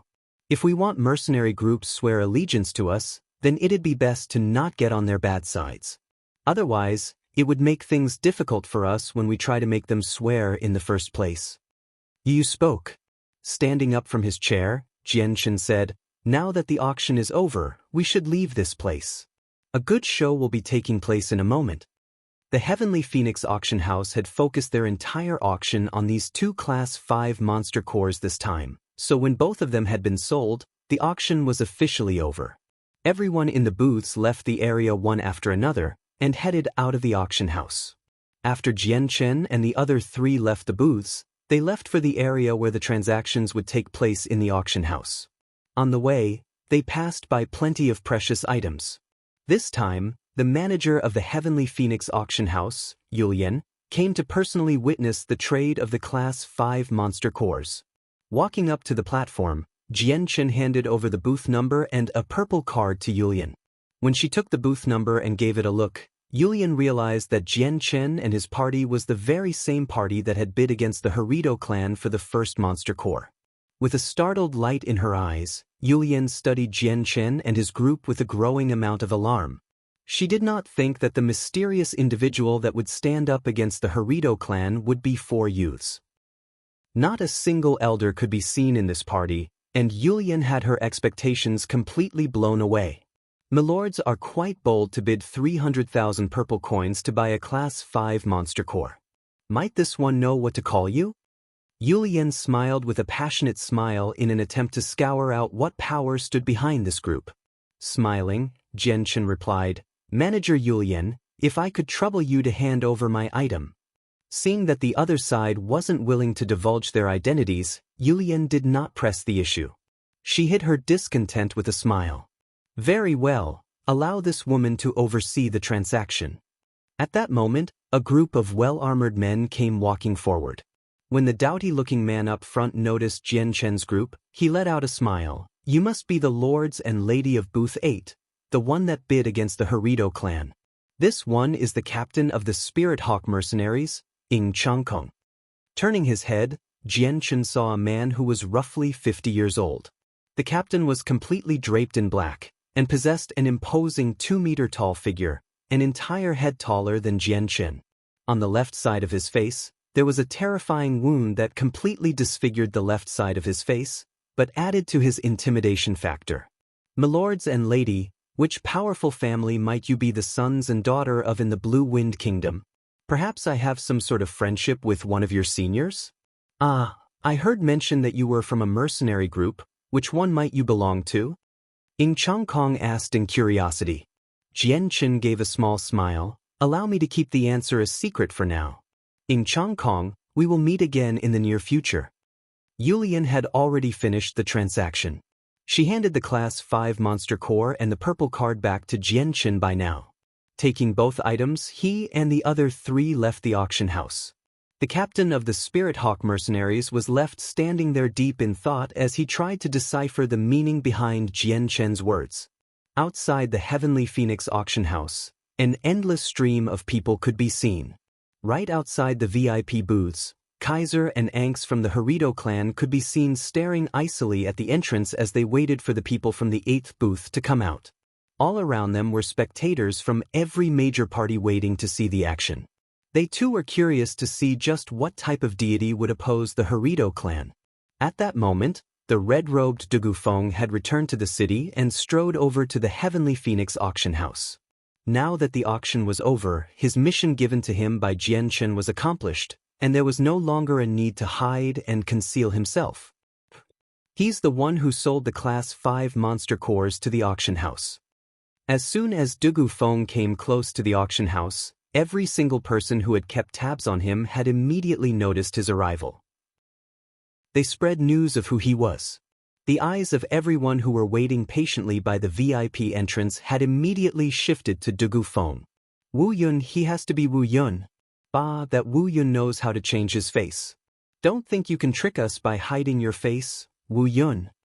One of the middle-aged man from the Yulan clan glared at Du Gufeng with a furious look. The headmaster of the Flowing Cloud Sword Pavilion stared at Du Gufeng. Zhou Tong, is he Wu Yun? Zhou Tong observed Du Gufeng for a moment. He's completely different than he was 2 years ago. Though Wu Yun has an ability to change his facial appearance almost seamlessly. I can't make heads or tails from this. I can only say this person might be Wu Yun, but under a different face. Other than him, would there be anyone else with 2 Class 5 Monster Cores? How can Wu Yun remain so calm with so many people surrounding him? I'd say that he has something to rely on to escape. We should watch the matter for now. The headmaster whispered. The chattering conversations reached the ears of Kaiser, whose eyes immediately lit up. Concentrating on Du Gufeng, he coldly smiled. Wu Yun, no matter how much you change your face, you cannot hide from these old eyes of mine. Last time you were lucky to survive, but this time, you will not escape these hands of mine. Your life is mine. Kaiser gave up the idea of waiting for the people of the 8th booth. He immediately flew at Du Gufeng with his saint weapon in hand. Chapter 565. Mistaken Identity. Kaiser flew out of the crowd while holding a giant hammer over his head. A streak of blue light was created. The tremendous amount of water attributed Saint Force spilling from the hammer as it flew at Du Gufeng. Coming to a stop, Du Gufeng stared expressionlessly at the figure coming at him. Without looking at Kaiser himself, a burst of fire suddenly exploded from his body. It coiled around him with a sweltering heat that raised the temperature of the surrounding area. With the blaze burning all around his body, Du Gufeng looked as if he had transformed to become a god of fire. With his right hand held out, Du Gufeng clenched it into a fist, forcing the fire around him gather around it. With a swish of his hand, a ball made of fire immediately shot at Kaiser. Bang! The two attributes of opposing nature clashed against each other in midair with a loud explosion. The area gave a heavy shudder as the energy from the blast ran through it like an earthquake. Some of the bystanders were even forced back a step. Earth Saint Master. This man is an Earth Saint Master. Was Wu Yun always this strong? It's no wonder that he was able to stave off all of the great Saint Masters in this city 2 years ago. Only an Earth Saint Master would be able to fight him now. No wonder he was able to throw us off his tracks. He was an Earth Saint Master all this time. Dear heavens! I tried to track and fight an Earth Saint Master. It's a good thing he didn't fight us, or else none of us would have been left standing to find out that fact today. Loud gasps of shock could be heard everywhere as they stared at Dugufeng in a new light. To be an Earth Saint Master in Fengyang City was to be one of the best. Respect was to be expected, and all other powers within the city would have to make way for one. Only a trifling 4 Earth Saint Masters lived in Fengyang City, and each one of them were leaders of a major power. When Wu Yun's strength had been revealed, many of the men who were presumptuous enough to want to attack him had immediately gave up that notion. An Earth Saint Master was not a power they could afford to mess with. Kaiser fell back down to the ground with a grim expression on his face. Wu Yun, who would have thought that your strength would make such a drastic change in 2 years? Becoming an Earth Saint Master? You've pulled fortune out from disaster, I see. With both hands clasped behind his back in a leisurely position, Dugufeng merely stood with an empty expression in front of Kaiser. In his eyes there was a glint of a sneer and disdain. He didn't know who this Wu Yun was at all, but he wasn't an idiot. Connecting the thoughts with the strange plan Jianchen had, he quickly made a rough guess that the person the man in front of him was talking about was Jianchen. Seeing that Wu Yun did not speak, Kaiser continued to do so in his place. Wu Yun, while you may have managed to become an Earth Saint Master, you don't even hold a candle to the might of my Harito clan. Kaiser, extend the same offer I gave you 2 years ago. Hand over your battle skill to my Harito clan and we will not mistreat you any longer. Realize now that the ancestor of my clan is a 6th cycle Earth Saint Master. A step more is all he needs to become a Heaven Saint Master. It won't even take another 20 years before my Harito clan becomes the strongest clan in the Blue Wind Kingdom. Kaiser's words had delivered yet another wave of shock to the people around him. Each and every one of them knew just how arduous and bitter it was to break through to become a Heaven Saint Master. If it would take the ancestor of the Harito clan just 20 years to become a Heaven Saint Master, that bit of information was simply unbelievable to hear. The Blue Wind Kingdom was in a decline now that they had lost several Heaven Saint Masters in the recent war. Only 4 of them were left, and if the Harito clan were to add 1 more to that number, then becoming one of the top 5 would not be implausible for them. A cold sneer appeared on Dugufeng's face. I know many battle skills, but not the one you wish for. Kaiser was knocked for a loop at those words before an ecstatic look appeared on his face. Then bring out your strongest battle skill. Worry not, my Harito clan will not treat you unfairly. The sneer grew even larger as Dugufeng stared down at Kaiser. The strongest battle skill I have are 2 Heaven-tier battle skills. Which one shall it be? What? 2 Heaven-tier battle skills? Kaiser had immediately gone slack-jawed as he stared at Dugufeng in disbelief. Waves of emotions flowed from his heart like a series of tidal waves. Heaven-tier battle skills were extremely sparse. Even the strongest major powers of the Blue Wind Kingdom didn't own any Heaven-tier battle skills. Dugufeng's words had not only caused Kaiser to be stunned, but also the people around him. Each one of them had gone blank in the face. He has a Heaven-tier battle skill? Heavens, that can't be true. Out of the surrounding kingdoms, only the Changyang clan of the Jessen Kingdom has a Heaven-tier battle skill. I've never heard of any other person in possession of a battle skill of the same magnitude. Even Heaven Saint Masters would kill to have just one. How is it that an Earth Saint Master like him would have 2? I don't believe it for a second. Yeah, he's got to be lying. With everyone talking to one another, they were all convinced that Dugufeng didn't have a Heaven-tier battle skill. Even Kaiser didn't believe that this 20-something-year-old youth in front of him had a Heaven-tier battle skill. Taunting him, he said, if you really have one, then why not show it for everyone to see? That's right, show this heaven-tier battle skill for us to see. Open our eyes to this new world. Show us what a heaven-tier battle skill looks like. As Kaiser finished speaking, everyone around him joined in conjunction with eyes that seemed to ridicule Du Gufeng. Du Gufeng only smiled coldly from where he stood. Looking behind Kaiser, he took notice of Jian Qin, Ming Dong, Tai Ta, and Yu Yu. They had just exited through the VIP entrance. Just barely after Jian Qin had stepped out from the passageway, he gave a small chuckle. Will wonders never cease? The auction has only just finished, yet there is already another spectacle to watch. What an exciting day this has been. Jian Qin had not spoken in a loud voice, but when he spoke, everyone had clearly heard his words. They turned to face him and the other three. Kaiser turned to look at Jian Qin. When he saw the handsome face of his eyes widened as he thought back to the Wu Yun of 2 years ago. Jian Qin's face-changing ability had fooled the eyes of many in Fengyang City, but he had still been forced to escape from the city using the wells and the passageways below. As a result, the herbs he had used to change his facial appearance had been completely washed away, allowing Kaiser to see Jian Qin's true face. Staring hard at the familiar face of Jian Qin, Kaiser slowly enunciated his next phrase word for word. So, you're the real Wu Yun. Everyone was shocked once more when they heard what Kaiser had said.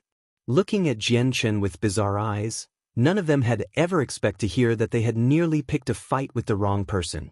Striding into the crowd, Jian Qin revealed a cold smile on his face. Yen Kaiser, you still remember me it seems. I didn't expect that. You are correct, I am the Wu Yun you threw off the cliff 2 years ago. With Jian Qin himself confirming who he was, everyone else had no other choice but to accept it. They had found the wrong person. This man who had sold the 2 Class 5 monster cores was not the same Wu Yun as 2 years ago. Several strong-looking men quickly walked forward to surround Jian Qin's group. One of the men gave an angry declaration, Wu Yun, you've killed many men from my Yulan clan, an unforgivable crime.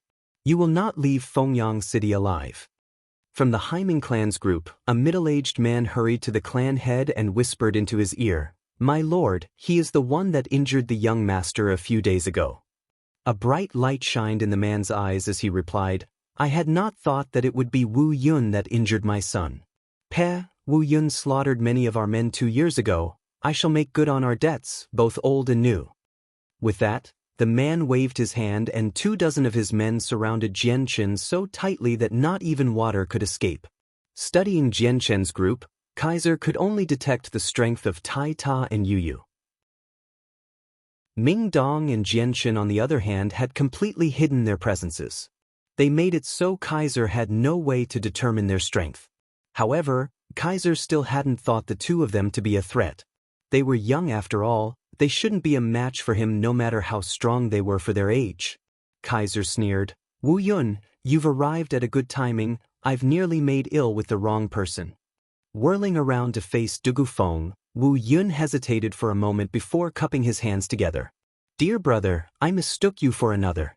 I hope you forgive this sin of mine. Perhaps in the future when there is time, please come to Lust City and have a seat with my Harido clan. If this person in front of him had been Wu Yun, then Kaiser would have killed him without thinking of the consequences. After throwing Wu Yun off a cliff 2 years ago, the hatred between the 2 would never be washed away without one of them being killed. With him mistaking the wrong person, Kaiser had immediately felt apologetic to this Earth Saint Master.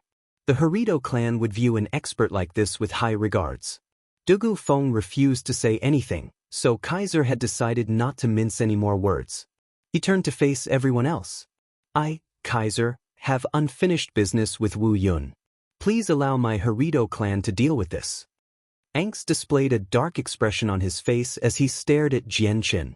These 4 are the ones in booth 8 that refused to stand down against my Harido clan. Everyone saw what happened in the auction house yourselves. I hope that you will give us some face and allow the 2 of us to deal with them. Chapter 566, A Full Display of Might, 1. Upon hearing that Jian Qin was the one in the 8th booth that stole the Class 5 monster core, Kaiser's eyes grew even darker. With clenched teeth, he spat, So even now you refuse to stand down from my Harido clan. Yet another sin to add onto your unforgivable crimes. Turning to the head of the Heiming clan, Kaiser cupped his hands together. My apologies, but this is a matter that my Harito clan must take care of. I hope that you will turn this matter over to me. Rest assured, my Harito clan will definitely take vengeance for your clan. A white-robed man with an unordinary air to him walked out from the crowd with a smile. Kaiser, this one is rather skeptical and hopes that you will provide an explanation about why you hold such a deep hatred for this person. Even if it is what happened with the auction, your hatred for such a person shouldn't be as deep as this. This middle-aged man was a figure that even Anx and Kaiser would not offend on a whim. He was the head of the Feng family, another major party of the Blue Wind Kingdom that rivaled the Harito clan in power. Anx looked to Kaiser, for only he could answer that question. Hesitating for a moment, Kaiser replied, Master Feng, this matter involves an event from many years ago that involved the interest of my clan. Please forgive me for not finding this an appropriate place to explain my hatred. What could it possibly be for you to not say it here? Kaiser, I in Chongkong feel quite curious on this matter as well. Just what in the world did this brother do to offend you for you to hate him to the death? Another voice could be heard from behind as the Spirit Hawk mercenaries walked out of the auction house with their captain leading the group. Kaiser's face darkened, but he said nothing in response. The head of the Feng family looked to Dugu Feng with a small smile. I believe everyone here saw you mistake this brother here for Wu Yun from 2 years ago. Furthermore, you even charged at him and demanded for him to hand over his battle skill. Perhaps Wu Yun has a battle skill that your Harito clan has taken a liking to? The words of the head of the Feng family caused Kaiser's face to twitch. Master Feng, without concrete evidence, please do not make random accusations. Kaiser knew that if a Saint Master was capable of slaughtering several great Saint Masters, then the battle skill would have to be an Earth Tier 1 at the very least. If news of that were to escape, then practically every single expert within the Blue Wind Kingdom would be in an uproar and fight for such a battle skill. If a faction with a Heaven Saint Master were to interfere, then the Harito clan would have to sit idly on the side. Within the scope of the Blue Wind Kingdom, an Earth Tier battle skill was something that every powerful faction would deem highly important. Even the Heaven Saint Masters within the kingdom would have an Earth Tier battle skill as their strongest skill. Laughing, the head of the Feng family looked to Jianchen. My brother, was what I said true or not? Jianchen displayed a rather meaningful smile on his face as he replied, Correct, 2 years ago Yen Kaiser of the Harito clan saw that I had a battle skill, and set out to kill me in order to obtain it for his own clan. Jianchen's words caused Kaiser's face to grow even darker. It was now that he knew that this matter with the battle skill was no longer as secretive as he would like. With so many people from so many powerful factions gathered here, even he wouldn't be able to kill them all to maintain the secret even if he wanted to. Little brother, I don't know what battle skill it is that you have, but if it can make even the Harito clan drool at the mouth for it, it can't be a low one at all. Ing Chongkong spoke with a serious expression as if concerned. Everyone there could already imagine that such a battle skill enough for the Harito clan to covet it surely had to be a very qualitative one. Such a realization had been enough to ignite the burning greed within everyone's heart as they began to covet it as well. Seeing the avaricious glint in everyone's eyes, Jianchen gave a disdainful sneer as he wrapped his hands in front of his chest. My battle skill is a high Earth Tier battle skill. As if a bombshell had gone off, everyone was startled to hear that it was a high Earth Tier battle skill. Shortly after that news was revealed, the breathing of everyone there had grown progressively more coarse as they stared at Jianchen with drool practically leaking from their mouths. A battle skill like that would be considered as one of the strongest within the Blue Wind Kingdom. The expression on Kaiser's face drastically changed, almost like he was filled with regret.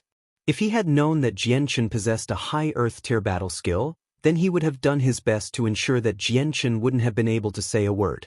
Now that news had made its way out, there was no way that the strongest of the kingdom would remain uninvolved. Kaiser, why didn't you tell me about such an important thing earlier, you bastard? Now look what you've done, you leaked your own secret. Anx howled furiously at Kaiser. With the situation quickly spiraling out of his expectations, Kaiser was already filled with regret at his own impulsiveness.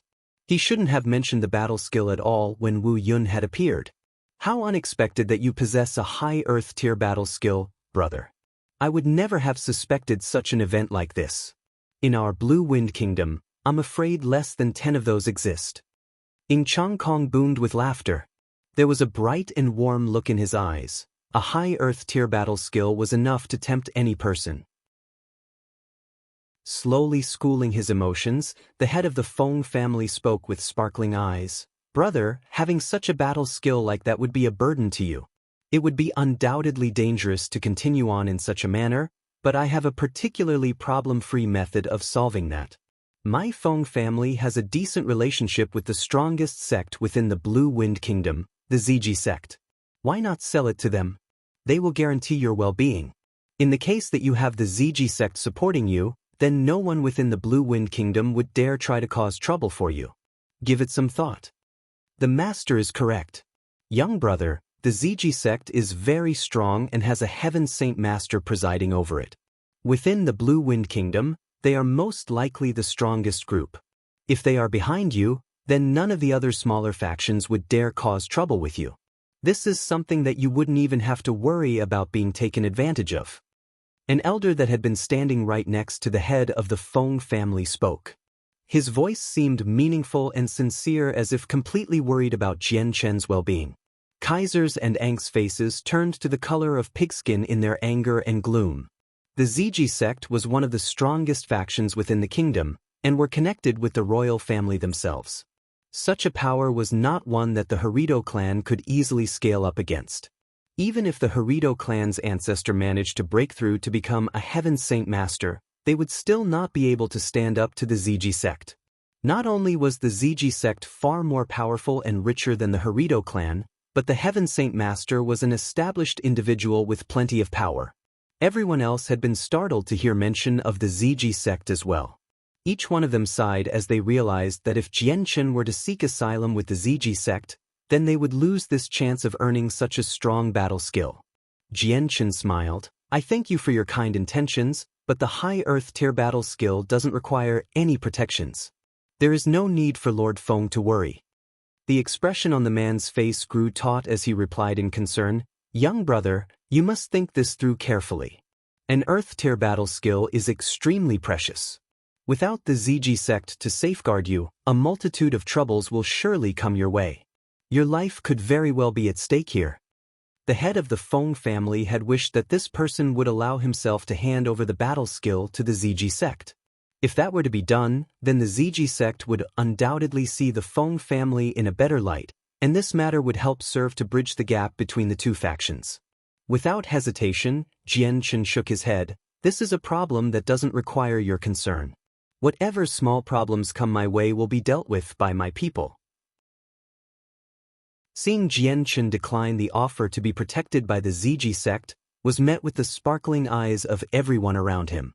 Each one of them felt their hopes reignite within their hearts as they realized that this was yet another chance to take the battle skill. If they were the ones to hand over the battle skill to the powerful factions, then they would gain benefits as well as being able to copy down the battle skill for themselves first. Wu Yun, you killed many men from my Yulan clan 2 years ago. How do you plan to explain that? The head of the Yulan clan accused. Thinking back to their previous grievances, he was prepared to fight for the battle skill. You've killed plenty of men from my Haiming clan as well as harming my dear son grievously. I will not allow my clan to stand idly by the side and watch. The head of the Haiming clan spoke. There is also my Yang sect. 2 years ago, my sect fell prey to your hands. Today, this debt of ours will be wiped clean with your blood. There is also my Tianmu clan. 2 factions that had been involved with Jian Chen had begun to announce their own grievances with him one after another. With everyone taking advantage of the situation to advance their own agendas, they were planning to use what had transpired 2 years ago in order to try and obtain the Earth tier battle skill. As for the ones who had traveled to the city from far away, they only stood by the sidelines in silence as they observed the situation unfold in front of them. With everyone throwing their lot with the people who held grievances, Kaiser knew that there was no time to waste. Otherwise, something else might possibly happen to alter the situation once more.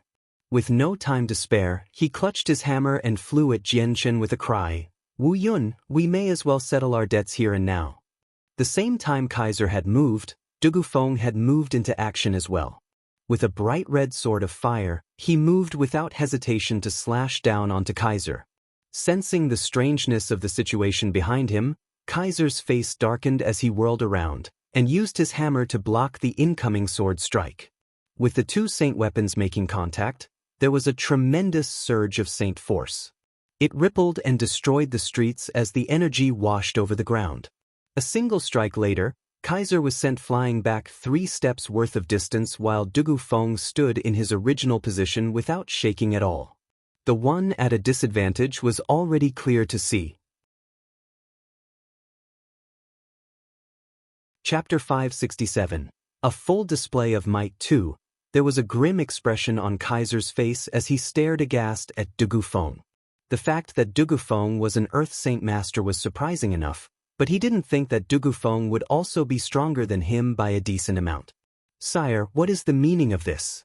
If it is for my earlier slight, this old man has already apologized to you, or was that not to your satisfaction?" Kaiser asked with a dark tone. Dugufeng's strength was stronger than his own, causing him to feel slightly worried. A person like this was not to be fought against unless there was no other choice. Still clutching the flame sword, Dugufeng stared expressionlessly at Kaiser. His eyes were brilliantly cold, but he did not speak a single word. Instead, he slowly walked toward Jianchen's group in front of everyone's wide-open eyes, and stood resolutely right behind him. Now that they were greeted with such a sight, everyone had come to the startling realization that the two of them were of the same group. There was a very uncomfortable look on Kaiser's face as he connected the dots between the person he apologized to and Wu Yun. An extremely embarrassed look crept onto his face as he suddenly felt like palming his own forehead. "I didn't think that you two would be working together. Wu Yun, you have some stuff to you if you were able to bring an Earth Saint Master into your fold, but if you think a single one would be able to intimidate me, you are simply far too naive." Kaiser spoke with clenched teeth. Staring at Kaiser as if he was beneath him, Jianchen sneered, "Who is the naive one, I wonder? You'll find out soon enough. Yen Kaiser, I will settle this 2-year debt of ours today." That much is right. We will settle it once and for all. Not once have I ever thought that you would escape after being pushed down that cliff, but here you stand in front of me 2 years later. You must hate me tremendously for what happened that year, so I, Kaiser, will offer you a fair match. But the people here are too many for my liking. Why don't we go outside to settle this?" Kaiser smiled coldly in return. Now that the battle skill had been revealed, everyone was waiting for a chance to snatch it from Jianchen. With the way things were now, the best way to grab a hold of it would be to wait until Jianchen was dead or beaten, and then take the battle skill from his body. If there were no battle skills to be found, then he could still be taken home and interrogated. As a result, every single party here with a grudge against Jianchen were fighting each other to be the first to announce their grudges. These announcements were in fear that someone else would take advantage and fight Jianchen first for his battle skill. Fighting him in a fair battle and obtaining the battle skill after his defeat was what everyone planned on doing, Kaiser included. Jianchen gave a light shake of his head to decline Kaiser's suggestion. "This place will do. It's a large enough area. I've not enough time to waste going with you to run off to some place." Staring coldly at everyone else around him, Jianchen smiled. 2 years ago, I became an enemy to plenty of people here. So, now whomever has a grudge stand forward. We will sever that grudge here and now."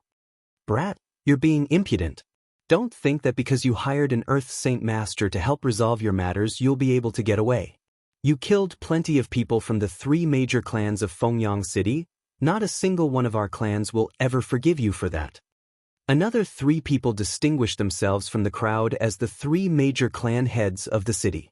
In this current moment, the representatives of the 3 major clans had stepped in front of Jianchen as the ones that would fight him. Only the lord of the city was left standing behind in silence. Sweeping his eyes around the place, Jianchen asked in a calm manner, "Who else bears a grudge with me or desires my Earth tier battle skill? Step forth now." By his last phrase, Jian Chen's voice had grown progressively colder. Wu Yun, you rampant bastard. Do you think yourself to be a heaven saint master? Even with so many of us here, you'd still dare to act in such a presumptuous manner? Do you mean to ignore us as if our existence isn't even worth noticing then? One of the middle-aged men growled. With 3 of the major clans of Fengyang City and the 2 members from the Harito clan, there were already 5 Earth Saint Masters gathered in opposition. The very notion that Jian Chen dared to act in such a manner against 5 Earth Saint Masters angered them all greatly. Such an action was clearly disregarding their power, and for people that enjoyed the respect others gave them, this was an unbearable action. The tiger cub sat quietly in its spot in Jian Chen's robes. Both of its eyes were filled with an intelligent light. It glanced around the place filled with curiosity. Affectionately rubbing the fur of the tiger cub, Jian Chen gave a smile that felt more cold than it was warm. Those with no business here should stand down or risk injury. Ming Dong, Du Feng, whomever stands against us, slaughter them. Without a word, Du Feng flew forward with fire billowing from his flaming sword as he hefted it into the air. In an instant, he had already flew toward the great Saint Masters, and aimed his sword at their chests to successfully bisect some of them in half. Ming Dong had not hesitated either. As soon as Jian Chen gave his commands, Ming Dong took out his own saint weapon, and transformed into an azure light that flew off with unbelievable speed toward Kaiser. Throughout his actions, there had been an intense killing intent within the eyes of Ming Dong. The sudden actions of the 2 men had caused a war to form between both sides, which forced the surrounding bystanders to quickly run back a few steps. This was to avoid being caught in the battle by accident. As a user of Wind Saint Force, Ming Dong was extremely fast. All Kaiser himself could see was a blur of azure light before a single long sword appeared right in front of his chest. In his panic and shock, Kaiser brought his hammer up to narrowly defend himself against the sword stroke. Bang! The accumulated energy within Ming Dong's sword burst forth upon impact with Kaiser's hammer in a far larger scale than what had exploded from Kaiser's weapon. Consequently, Kaiser was sent flying into the air before landing on the ground roughly 20 meters away.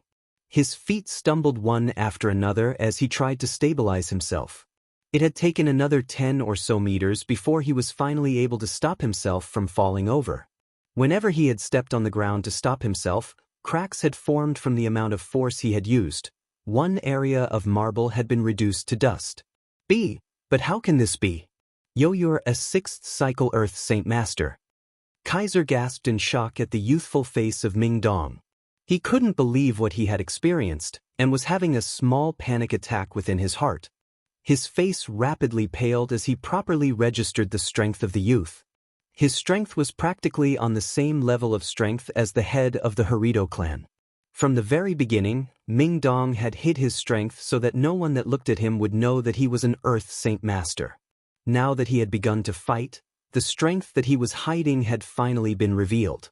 This reveal had been world-shaking to everyone who had initially thought him to be a mere great Saint Master, and many of them still couldn't quite believe it when they looked again at how young he was. The head of the Feng family had been surprised as well to see Ming Dong's strength. It's no wonder, if that youth is a 6th cycle Earth Saint Master, then there is no question about why Wu Yun was so calm in such a situation. If he can rely on a figure like that, then no faction here would be able to last against a 6th cycle Earth Saint Master. The headmaster of the Flowing Cloud Sword Pavilion rejoiced to himself in secret as well. I had no idea that Wu Yun would have someone as strong as him. 6th cycle Earth Saint Masters are very rare in the Blue Wind Kingdom. All it takes is a single step more to become a Heaven Saint Master. It's a good thing I did not step into this affair as well, or else I could have very well died here today. The vice headmaster was gleeful as well. Headmaster, you are truly wise beyond belief. Our pavilion has escaped this calamity in one piece. We should step back a bit and watch how these 3 clans will survive this ordeal. A 6th cycle Earth Saint Master stands a very good chance against 5 Earth Saint Masters. If he holds a battle skill, then... The Flowing Cloud Sword Pavilion headmaster sighed and spoke no more. There wasn't a need to finish his sentence for anyone to understand. The surrounding crowd had given a large space for the group in the middle to fight it out. The appearance of a sixth cycle Earth Saint Master symbolized a truly powerful force that everyone greatly feared. Even the major factions of a first-class city wouldn't dare offend such a figure. Chapter 568. A Full Display of Might 3. A short amount of time later, Dougal Feng had managed to kill nearly a dozen great Saint Masters and Saint Masters before finally being stalled by the 3 Earth Saint Masters from the 3 major clans of Fengyang City. They started a fierce battle in the middle of the streets, and whenever both sides clashed against one another, tremendous surges of energy wash over the surrounding area in every direction. The nearby buildings that were struck by the waves of energy suffered tremendous amounts of damages as a result. Even the Heavenly Phoenix auction house had not escaped disaster. The giant doors had been unable to endure the surge of energy that struck it. It shook endlessly. Dust fell to the ground as fractures formed everywhere nearby. The battle between the Earth Saint Masters had gotten progressively more intense, forcing the audience to take yet another few steps back to guarantee their safety. A wide open area had been left behind for the 2 sides to battle it out, but the men of weaker strengths had still been slightly injured by the whiplash of energy that exploded from the battle. Ming Dong's current focus was entirely on Kaiser. With each strike, he would force back Kaiser step by step without any hesitation in his movements. Taking advantage of any opening, he would draw close to Kaiser with blinding speed. His own longsword would every so often strike at Kaiser's chest with an astounding amount of energy. Kaiser was merely a first-cycle Earth Saint Master in strength, a ranking that was vastly inferior to a sixth-cycle Earth Saint Master. Just before he could recover his footing after the previous strike, Ming Dong had suddenly reappeared right in front of him. With a ruthless stab of his sword, Ming Dong pierced straight through Kaiser's chest. The pain from the stab had forced Kaiser to let out a muffled grunt of pain as blood drained from his face. Overwhelmed with shock as he looked at Ming Dong, the youth gave Kaiser a sensation of fear that was far stronger than what the head of the Harito clan gave him. A merciless smile appeared on Ming Dong's face as he watched Kaiser's reaction. Without giving him any time to react further than that, Ming Dong began to inject his saint force through his sword and into Kaiser's chest. Directly infiltrating his body, the saint force instantly began to destroy his internal organs. Aya! A wretched scream of pain emerged from Kaiser's mouth as his face contorted in pain. The destruction of his internal organs had given him such anguish, and the pain from the long sword piercing his chest had been far more than he could possibly endure in silence. After a short bout of battle, Ming Dong had grievously injured an Earth Saint Master to the point that the opposing party was unable to continue battling. Such a success was so astonishing that the spectators were rendered speechless for half a day. An Earth Saint Master was the strongest position held in Fengyang City due to there only being a trifling amount of them. For the rest of the city, an Earth Saint Master was a tree one could never hope to scale. Thus, everyone felt a tremendous shock when they watched such a strong individual be treated so weakly. "Kaiser!" Angst cried out. It hadn't even been several seconds since Kaiser's battle with Ming Dong had started, and Angst didn't think that Ming Dong would be as strong as he was. Within 2 exchanges, he had beaten the Earth Saint Master Kaiser into submission. Without any more hesitation, Angst took out his own saint weapon to charge at Ming Dong to see if he could stop Ming Dong and save Kaiser. Despite the fact that he was more than aware that his opponent was a 6th cycle Earth Saint Master, now was not the time to be afraid. There had been a flash of killing intent once more in Ming Dong's eyes when he saw Angst come charging at him.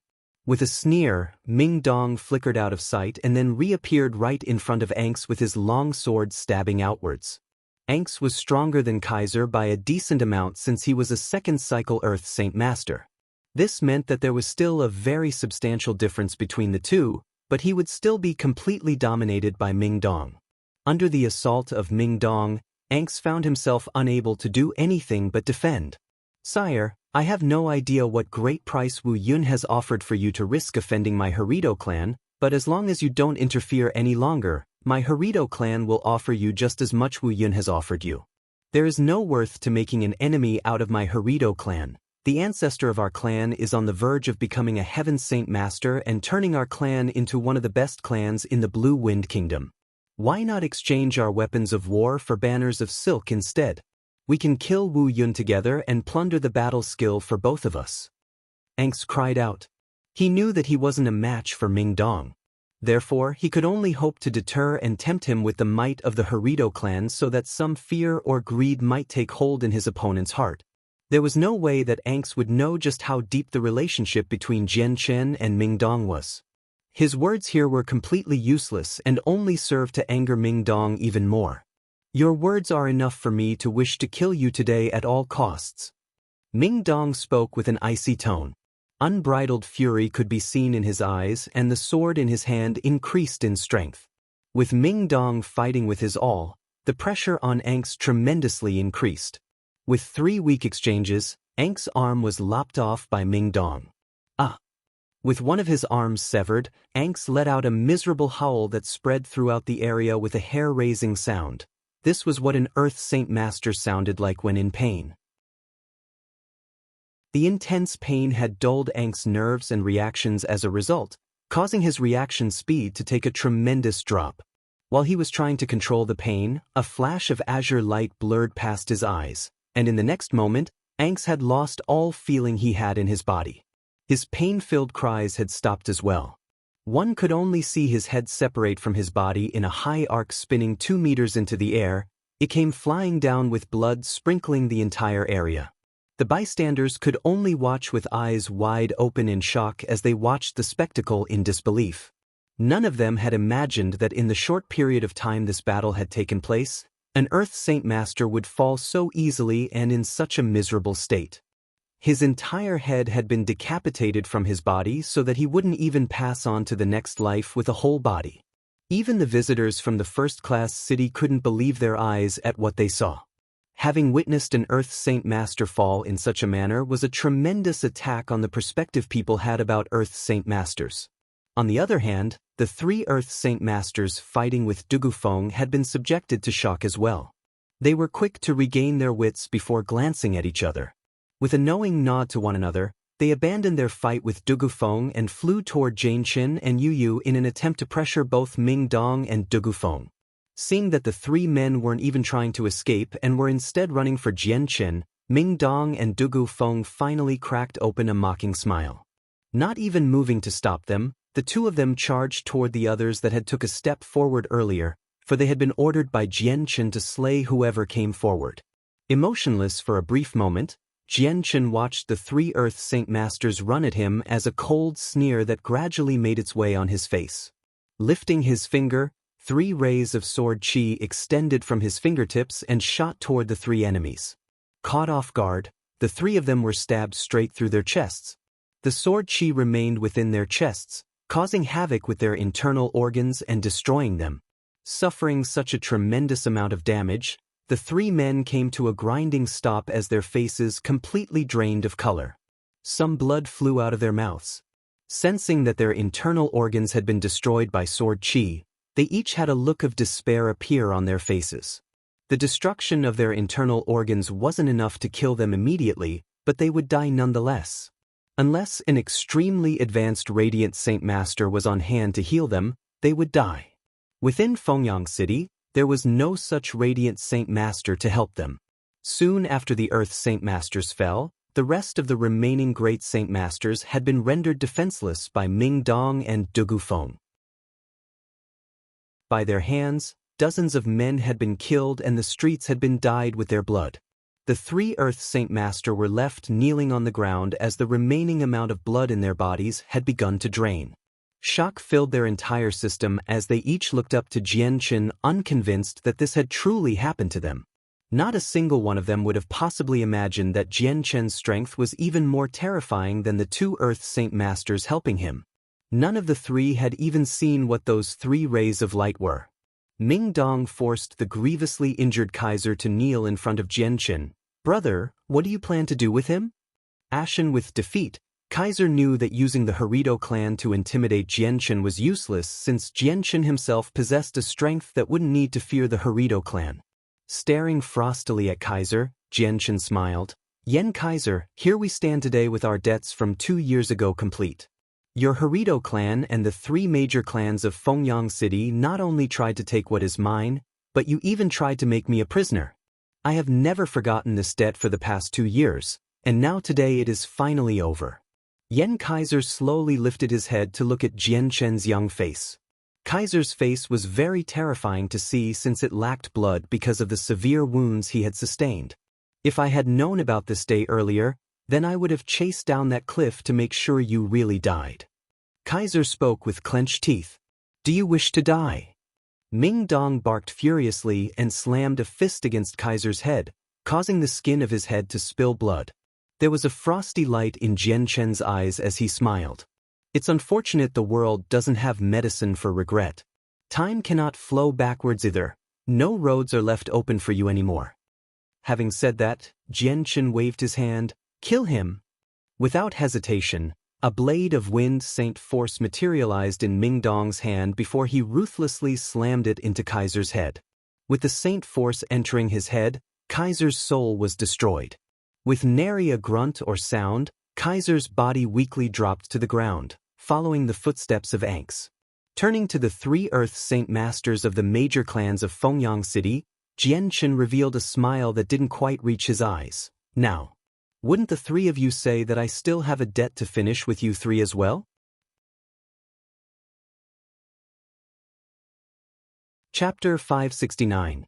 The End of Vengeance. The 3 Earth Saint Masters of Fengyang City were representatives of the 3 major clans. When they heard what Jian Chen said, they could only look up at him. Our internal organs are gone. There is no chance of us living for much longer. Whether you kill us or torture us, there is no need for you to say anything more. Smiling, Jian Chen replied, You cannot blame me for your current state of being. You can only blame your own avarice.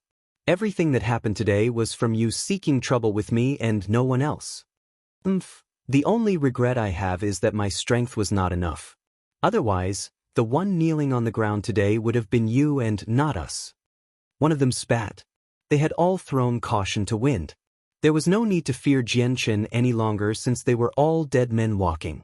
Jian Chen nodded his head. Yes, there is nothing wrong with what you say.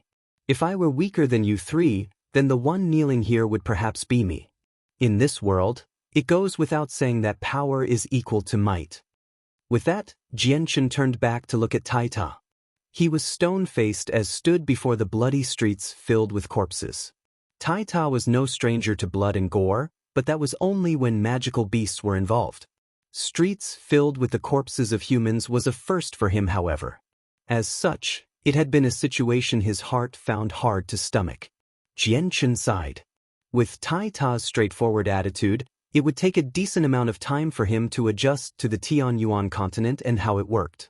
Finally, Jian Chen turned back to look at the 3 clan heads. From today on, Fengyang City will no longer have your 3 clans. To alleviate you of your pains, I will send you off. There were many clans within Fengyang City. The power of their clans would quickly transfer with the deaths of the 3 Earth Saint Masters. Gently lifting his right hand, Jian Chen shot forth 3 bright rays of azure and violet sword chi from his finger. The 3 rays of sword chi quickly embedded themselves into the heads of each person and extinguished their spirits. Even a Heaven Saint Master wouldn't be able to survive such a stroke. The bodies of the 3 clan heads collapsed to the ground as if their strings had been cut. In a few seconds, the 4 Earth Saint Masters of Fengyang City had been reduced to a single one. Only the Lord of the city was left alive. From his position far away from the situation, the Lord of Fengyang grieved as he watched the 3 Earth Saint Masters killed. Now that they had died, the might of Fengyang City had decreased by a substantial amount. Everything that had happened was something he would have to accept. He didn't have the power to change it after all. He had not spoken a single word. Even though 3 major power holders had been killed, he didn't dare mention a word about it. Jian Chen and the group of people with him had already displayed a tremendous amount of power that would meet no resistance from the Lord of Fengyang City. Thus, he remained silent without even thinking about making a move. The fact that Jian Chen had killed 3 Earth Saint Masters with a lift of his finger was an extremely jaw-dropping experience to those who witnessed it. It was so utterly inconceivable and mind-boggling that they couldn't help but look at Jian Qin in a radically different light. Originally, they had all thought that Jian Qin would be as strong as he was 2 years ago, and that there wouldn't be any major changes since then. Even if he was a talented genius, becoming a great Saint Master would be an outstanding feat, but becoming an Earth Saint Master was just impossible since Jian Qin looked far too young. Suddenly, everyone in the audience realized the reason why Jian Qin had been so calm in front of the Harido clan and the 3 major clan heads. It was not because he could rely on the Earth Saint Masters, Ming Dong and Du Gufeng. The real reason was his own strength was so terrifyingly strong that there wasn't a need for him to make a move himself. The visitors that had come from some of the first-class cities regarded him with serious eyes, but everyone else felt sweat on their foreheads. Their hearts were wildly pounding. When they had learned that he possessed a battle skill, they had been filled with greed and couldn't help but decide to stick their hands into the pot. With a convenient excuse and with the Harido and the 3 major clans providing support, they had felt more than ready at first. Now that they were fully aware Jian Qin's strength, everyone could only feel a deep amount of sorrow and regret. Some felt overjoyed that they did not speak out at first, otherwise they would be yet another casualty lying on the ground. Looking around, Jian Qin's eyes hovered on the group from the flowing cloud sword pavilion for a moment before turning away. The group had been extremely nervous when their eyes met. They had felt true fear in that moment, worried that Jian Qin would start trouble with them next. If he could kill an Earth Saint Master without a problem, then the flowing cloud sword pavilion would have no chance of defending themselves. Jian Qin displayed a smile on his face as he looked around. The ones that wanted to plunder my items from me in the past can't possibly be this few. If there is still something anyone wishes to take from me, by all means step forward. Not even a cricket made a sound from the crowd. Eventually, a white-robed elder with equally white hair came walking forward with clasped hands. Esteemed hero, I am the headmaster of the Flowing Cloud Sword Pavilion. I represent the Flowing Cloud Sword Pavilion when I offer my utmost apologies for what happened 2 years ago. I hope someone as great as you are will forgive and forget the offenses from such a lowly power. My Flowing Cloud Sword Pavilion may be a third-rate power, but should there be anything we can do, then by all means instruct us as you see fit. I swear that the Flowing Cloud Sword Pavilion will do as you say faithfully. The headmaster spoke in a very honest and humble manner as he offered his apologies to Jian Qin. He was more than aware that this was the only way of guaranteeing the survival of the Flowing Cloud Sword Pavilion. The ones that had chased Jian Qin around the city 2 years ago had been killed by Ming Dong and Du Gufeng. The 3 major clans, the Yulan clan and the Mutian family, were as good as gone. From the crowd, the Flowing Cloud Sword Pavilion was the only remaining power left. Seeing how magnanimous and apologetic the headmaster had been and remembering how the Flowing Cloud Sword Pavilion hadn't done a thing to him in the past, Jian Qin had no reason to be petty to them. I, Jian Qin, may have a grudge against many, but I am not a narrow-minded man. If the headmaster is sincere in his apologies, then I will not stop you. As if granted a tremendous pardon, the group from the Flowing Cloud Sword Pavilion's faces brightly lit up. Many thanks for your favor.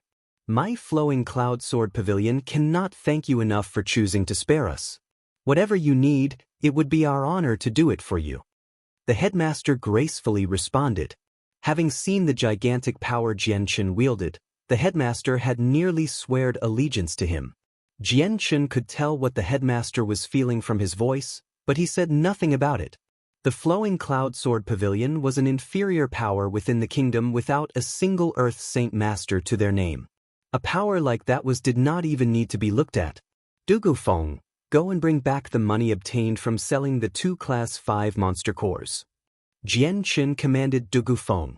Du Gufeng gave a nod of his head before walking into the auction house without a sound.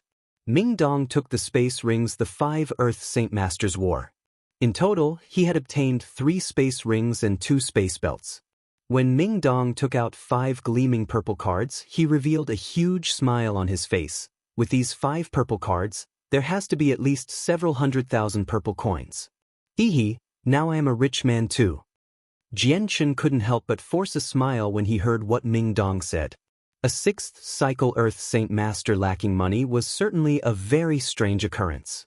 Not too long later, Dugu Feng came back out with the profits he had earned from selling the 2 Class 5 monster cores. Then along with Jian Qin, he and the others left the scarred-up area. Yelyin could be seen standing on a balcony in the auction hall where she could clearly look over the situation.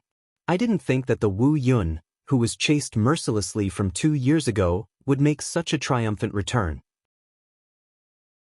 Not only did he kill 2 Earth Saint Masters from the Harito clan, he was also able to kill the 3 Earth Saint Masters from the 3 major clans. This must be his retribution. Yelyin muttered to herself as she stared at Jian Qin. Then turning back to look at the ruined gates of the Heavenly Phoenix auction house, she revealed a pained look on her face. Looks like a good amount of our profit today will be going to fix that. When the surrounding audience saw Jian Chen's group starting to walk away, the ones that were in his immediate path had quickly moved to get out of his way. When Jian Chen's shadow finally disappeared from sight, noise returned to the area in the form of a huge clamor. 3 of the strongest 4 people of Fengyang City had been killed. That alone was a heaven-shaking source of information. I didn't think that the brothers in the 8th booth would be that strong. I made a mistake in judgment, it seems. The captain of the Spirit Hawk mercenaries sighed. No one could have possibly imagined that the youths that he had been chatting with earlier would be so strong. It was unbelievable to the utmost degree. Not too long after Jian Chen's group returned to their inns to rest, news about the heads of the 3 major clans in the city made its way around. Such a tremendous piece of information led to an equally large reaction, leaving everyone who heard it stunned in disbelief. Chapter 570. The change in the Yun family. News of what had transpired inside and outside the Heavenly Phoenix auction house quickly made its way to head of the Yun family. When he heard that the head of the Haiming clan had been killed, he was stupefied. But how? How is this possible? Not only was the head of the Haiming clan killed, the heads of the other 2 major clans were killed as well. They were all Earth Saint Masters though.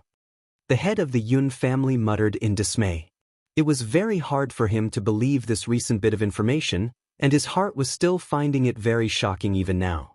A young woman wearing a red skirt walked into the room with a look of discomfort on her face. "Father, I've just heard that the heads of the 3 major clans were killed off, is that true?" "It's drivel. That's what it is. The 3 of them were all Earth Saint Masters. Who in Fengyang City could possibly kill all 3 of them? It has to be false. Go out and investigate the truth behind this matter and report back to me." The head of the Yun family boomed with an irritated command. "Yes, my lord. Your subordinate will go make the inquiry straight away." The guards stationed in the room immediately ran off to verify the reports. It did not take long for the man to come back to give his report. With a frightened face, he said, "My lord, the news was not falsified at all. The heads of the 3 major clans have all been killed. Their bodies litter the streets next to the Heavenly Phoenix auction house. Many other experts were killed as well." Thunderstruck by this disastrous turn of events, the head of the Yun family had originally took the news to be a rumor and didn't believe it. Now hearing the news from the mouth of his subordinate left him with no other choice but to believe it. Despite it being hard to stomach, he simply couldn't deny it any longer. "Is that true? Did you personally see the corpses of the 3 heads?" Lord Yun's hands clasped tightly onto the soldier's shoulders as if trying to choke out the truth. "Why, yes, my lord. It is absolutely true. Your servant personally bore witness to the 3 corpses. There is no way this is not true." The soldier spoke in alarm. Now that 3 major individuals of Fengyang City were dead, the soldier didn't know what to think. This was as unexpected as a bolt of lightning from clear skies. Dazed, the lord broke away from the soldier with an absent-minded look.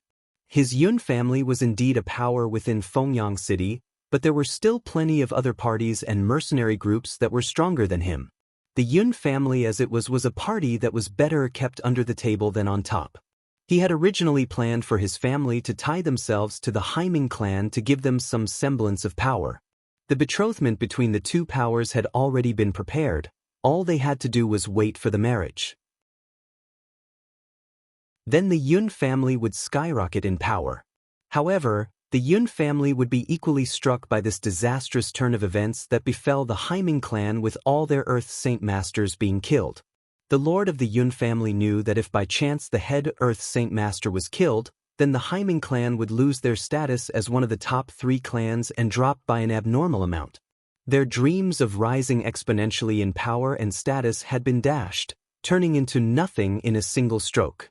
In other words, the fall of the Haiming clan had meant the chance of the Yun family becoming successful significantly fell. When the red-skirted woman heard that the Haiming clan had lost their leader, she was excited. For a moment, she hesitated before asking, "Father, now that the Haiming clan has lost their Earth Saint Master and a good amount of their stronger men, their power has fallen. The benefits we would gain by associating with them would be trivial. Do you think that we should annul the betrothment we have with them as well?" Belay that. The Lord immediately dashed the young woman's hopes. "You may be right. The Haiming clan has lost their Earth Saint Master and are no longer as strong as before, but even as that stands, they hold a plethora of information about the inner workings of the city. No other power can match that. Our Yun family would still benefit from this marriage, so don't go around dreaming of such an impractical reality." An unusual amount of frost had appeared within the woman's eyes with those words, but the man did not notice the change. The drastic turn of events had been a huge blow to the development of the Yun family, giving the man a tremendous headache. Letting out a heavy sigh, the man walked to his desk. "Yun Lien, fetch your father a cup of tea." "Yes." The young woman replied before moving to prepare a cup of tea for her father. Then standing behind her father, she began to dutifully give him a massage as expected from the offspring of a parent. Bringing the cup up to his lips, the lord of the Yun family had only just taken a sip from his cup of tea when his daughter began to suddenly radiate murderous intent. A delicate-looking dagger slid into her hand before she ruthlessly stabbed it into the back of her father. Tite. Under the unflinching hand of the woman, the dagger buried itself so deeply within the man that not even the blade could be seen. The man let out a pained cry as the cup of tea in his hand fell to the table. He too was a man that practiced and cultivated saint force, consequently he possessed a quick reaction speed. He immediately rose from his chair and backhanded the woman away. She flew across the room before slamming into the wall on the opposite side, but the damage had been done. With a mouthful of blood, the man knew that he had been seriously injured. Pulling out the delicate dagger that had been embedded in his back, the man looked at his daughter in disbelief. "Yun Lien, what has gotten into you? What reason do you have to kill your own father?" Staggering back up, the woman's eyes were flowing with tears as she stared hatefully at the head of the Yun family. Clenching her teeth, she angrily replied, "You don't deserve to be called my father. You are a murderer, the murderer of my mother. Don't think I don't know what you did with my mother. I will take revenge for her." Startled, the man threw down the dagger in his hand in outrage. "Yun Lien, have you gone mad? What in the world are you saying?" By now, Yun Lien had lost all pretense of being the golden daughter she had been pretending to be. Letting out an angry shout, she said, "Yun Tun, don't you dare lie to me. Tell me how my mother died." With a serious expression, the man replied, "Did your mother not contract a serious illness? You lie. Don't try to deceive me. I know all about what happened that very night. I was watching from a secret spot. My mother didn't die from any illness.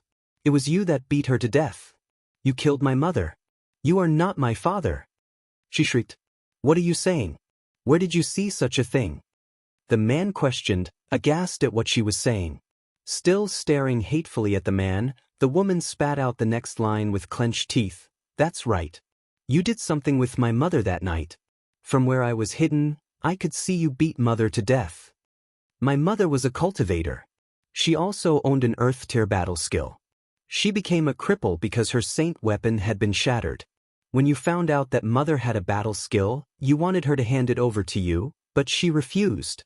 It was through your fists that you attempted to beat it out of her, but with her saint weapon gone and her weakened body, she was killed when you took the beating too far. I know everything, don't even try to cheat your way out of this. You cannot lie to me. You have the face of a human, but the heart of a beast. By no means do you have the right to call yourself my father. Today is the day I will kill you to take revenge for my mother." A drastic change had overcome the man's face now as he stared gravely at his daughter. "I didn't realize that you had witnessed that night with such clarity. I've clearly underestimated you, especially if you were able to carry on for so many years with such a heavy heart without my detection. That in itself is worthy of being called my daughter. Yet, how do you plan on killing me with a single piece of cutlery? You haven't condensed your saint weapon yet, nor are you a saint. What means do you have to kill me? You belittle me too much. There's no way I'd believe so naively that I could kill you with a single knife. I smeared some poison on that dagger that I bought for a heavy price at the Heavenly Phoenix auction house. The poison is a dangerous one that will escape even your senses. Yun Tian, you cannot escape death today. May you go to the underworld and be buried with my mother." The woman let out a cold laugh as she spat out her hatred for him. "What? You've poisoned the dagger?" The head of the Yun family cried out with terror. Throwing himself at the woman, he roared, "Hand over the antidote at once." She had been prepared for such an action. The moment he had charged at her, she ran for the door and quickly disappeared from sight. He had not given chase and instead stared venomously in the direction she had disappeared. Angrily, he said, "What a terrible brat to conspire to kill your father. You will not escape me." From the middle of his room, he hurriedly took out a bottle filled with pills of antidote. He swallowed the pills to alleviate the poison or at least halt its current progress in his body. After swallowing the antidote pills, the head of the Yun family stalked out of his room. Calling forth for his men, he and the 100 others immediately left the household right away. Chapter 571. The Battle Skill Heirloom of the Bai family. Leaving with haste from the Yun family, the young woman rode her Class 1 magical beast mount at great speeds down the street. Her body was in a weaker state than before since she had been struck by the head of the family.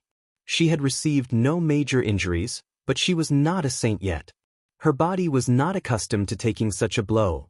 Thus, it heavily impacted her condition, causing her face to pale. "I want her captured. You unfilial daughter, who are you to try and kill your own father?" The angry voice of her father exploded from behind. The fabric on his back was completely drenched in blood. He, along with several dozen soldiers, chased after her with great haste. They were unable to fly through the streets since they were congested, so they had trouble catching up to her. The Yun family didn't have many magical beasts to begin with, therefore, many of the soldiers could only rely on their legs to run. Only the head of the Yun family and his most loyal soldiers rode a mount. Both groups blazed down the streets. With both sides racing and crossing over several major streets, they managed to travel several kilometers away from the center of the city. By now, the father had already closed the distance from several hundred meters to just a few dozen. Seeing that her father was gaining on her, the daughter knew that she wouldn't be able to escape if this continued. With a moment's hesitation, she immediately turned into a nearby alleyway. "Wretched girl, don't waste your energy. You cannot escape from me. Hurry up and hand over the antidote." The father roared. His expression was panicked.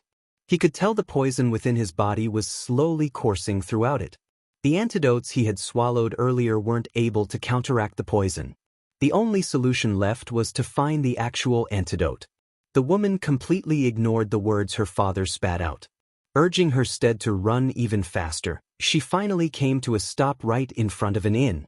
She threw herself down from the mount to run in.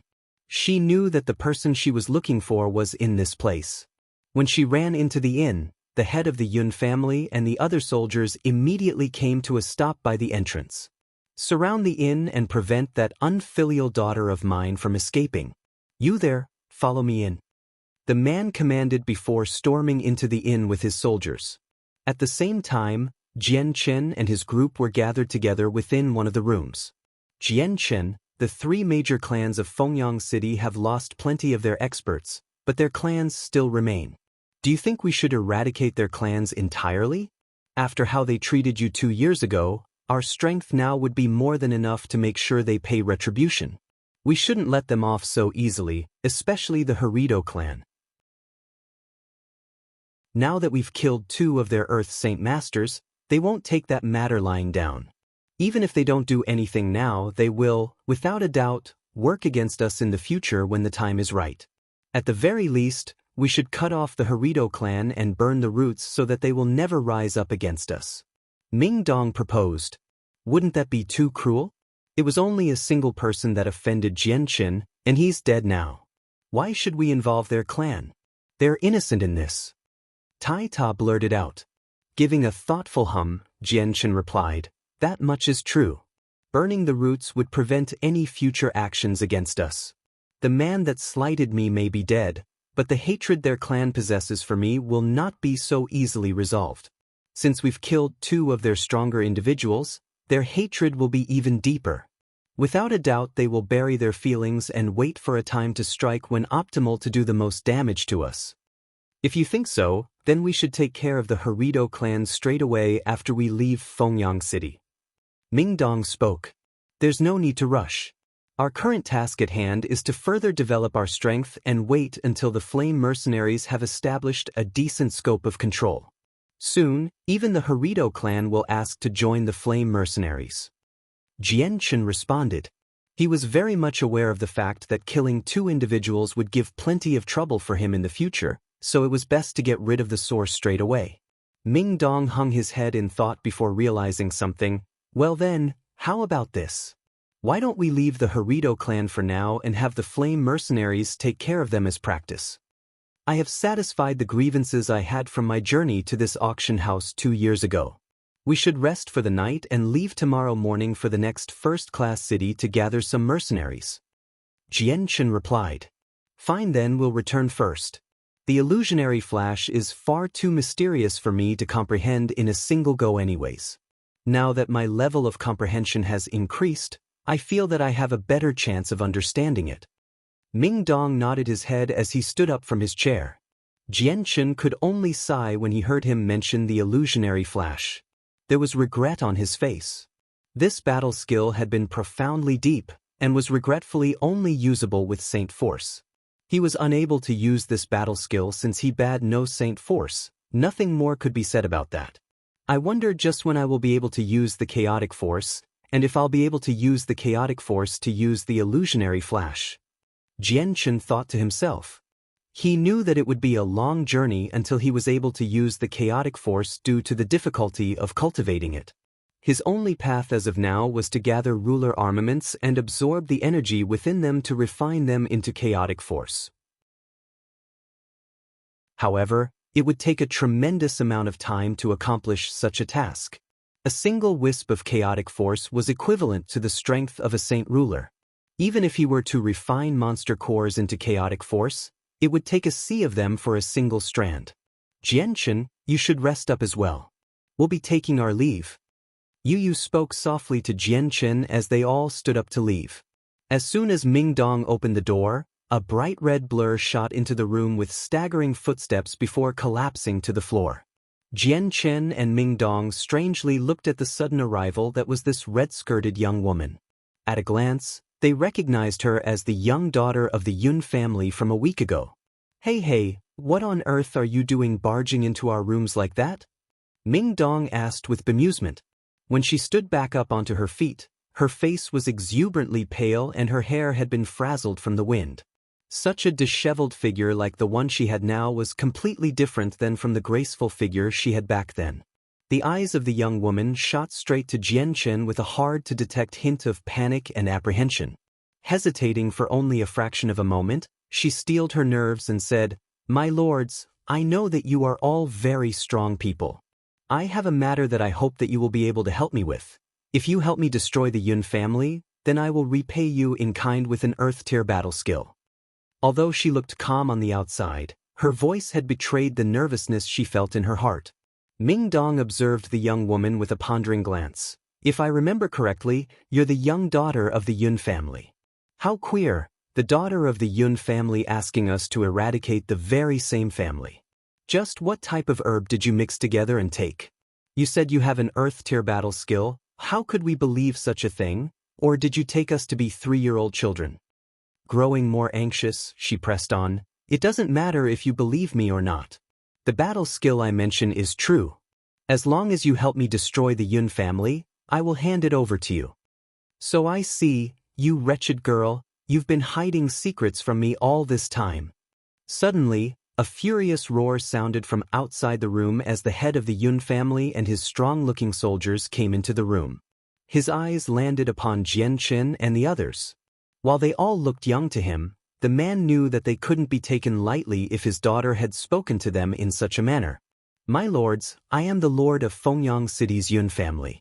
This girl here has gone mad and tried to kill her own father. Her words cannot be trusted. Whatever Earth-tier battle skill it is something she fabricated and cannot be believed. I'll be taking her back home. If we have bothered you with this scene, I give my utmost apologies.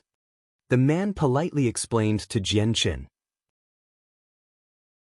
It had only taken a moment for him to devise a plan on what to say. Ever since his daughter had spoken, he could already tell that the gathering of people in this room were not people he could afford to offend. With that, the head of the Yun family turned to the soldiers outside the room.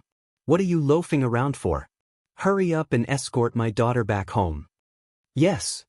The soldiers responded before moving to grab her. As soon as their feet crossed into the room, Dugu Feng had immediately stepped forward to block them from entering. With an intimidating glare, he asked, "Out? Who said you could walk into this room as you please?" Startled, the head of the Yun family was further convinced that these youths could not be offended at all costs. "Yes. We will not enter the room without your express approval. If we may please implore you to allow us to escort my mad daughter home, we will avoid troubling you all any longer." Jian Chen's eyes stared calmly at the young woman. "Miss, if you may please leave." Despair immediately overcame the young woman's face. She knew that whether or not she would survive today was completely dependent on Jian Chen's assistance. She knew that returning to the Yun family would mean eternal imprisonment for her now that her battle skill was known. Pleading even harder now, she said, "I beg of you to help me. My advanced Earth-tier battle skill is yours in return." The head of the Yun family was ecstatic to hear that it was an advanced Earth-tier battle skill. Quickly schooling his emotions, he said, "Crazy girl. My lords, please ignore what my daughter is saying. She doesn't have any battle skills at all. Pay no attention to her." He wanted nothing more than to rush up to stuff her mouth to prevent her from talking anymore, but Dugu Feng, who was blocking the entryway, had intimidated him into inaction. If you had an Earth-tier battle skill, then why didn't you go seek out one of the other powers in Fengyang City to help do your bidding? I would imagine they would all be more than willing to help for an Earth-tier battle skill. Jian Qin inquired. There was never a chance in the past, and I was never sure whether or not an Earth-tier battle skill would be enough to help me. Now that I am at my wit's end, there is no other path to take. I beg of you to believe me. If you can help me, then I will impart my mother's family's battle skill, the miracle water of Bai. This is an invaluable battle skill, I'm sure. The woman desperately pleaded. The antidote was on her person. Hence, if she were to be captured and sent back home, then she would never be able to take revenge for her mother. Not only that, her own body would be endlessly tortured for the battle skill, and she had no doubts that her own father would go through any lengths to obtain it. Upon mention of the battle skill, Jian Chen's face revealed shock. His eyes immediately lit up with a bright glare as he shot straight up from his seat.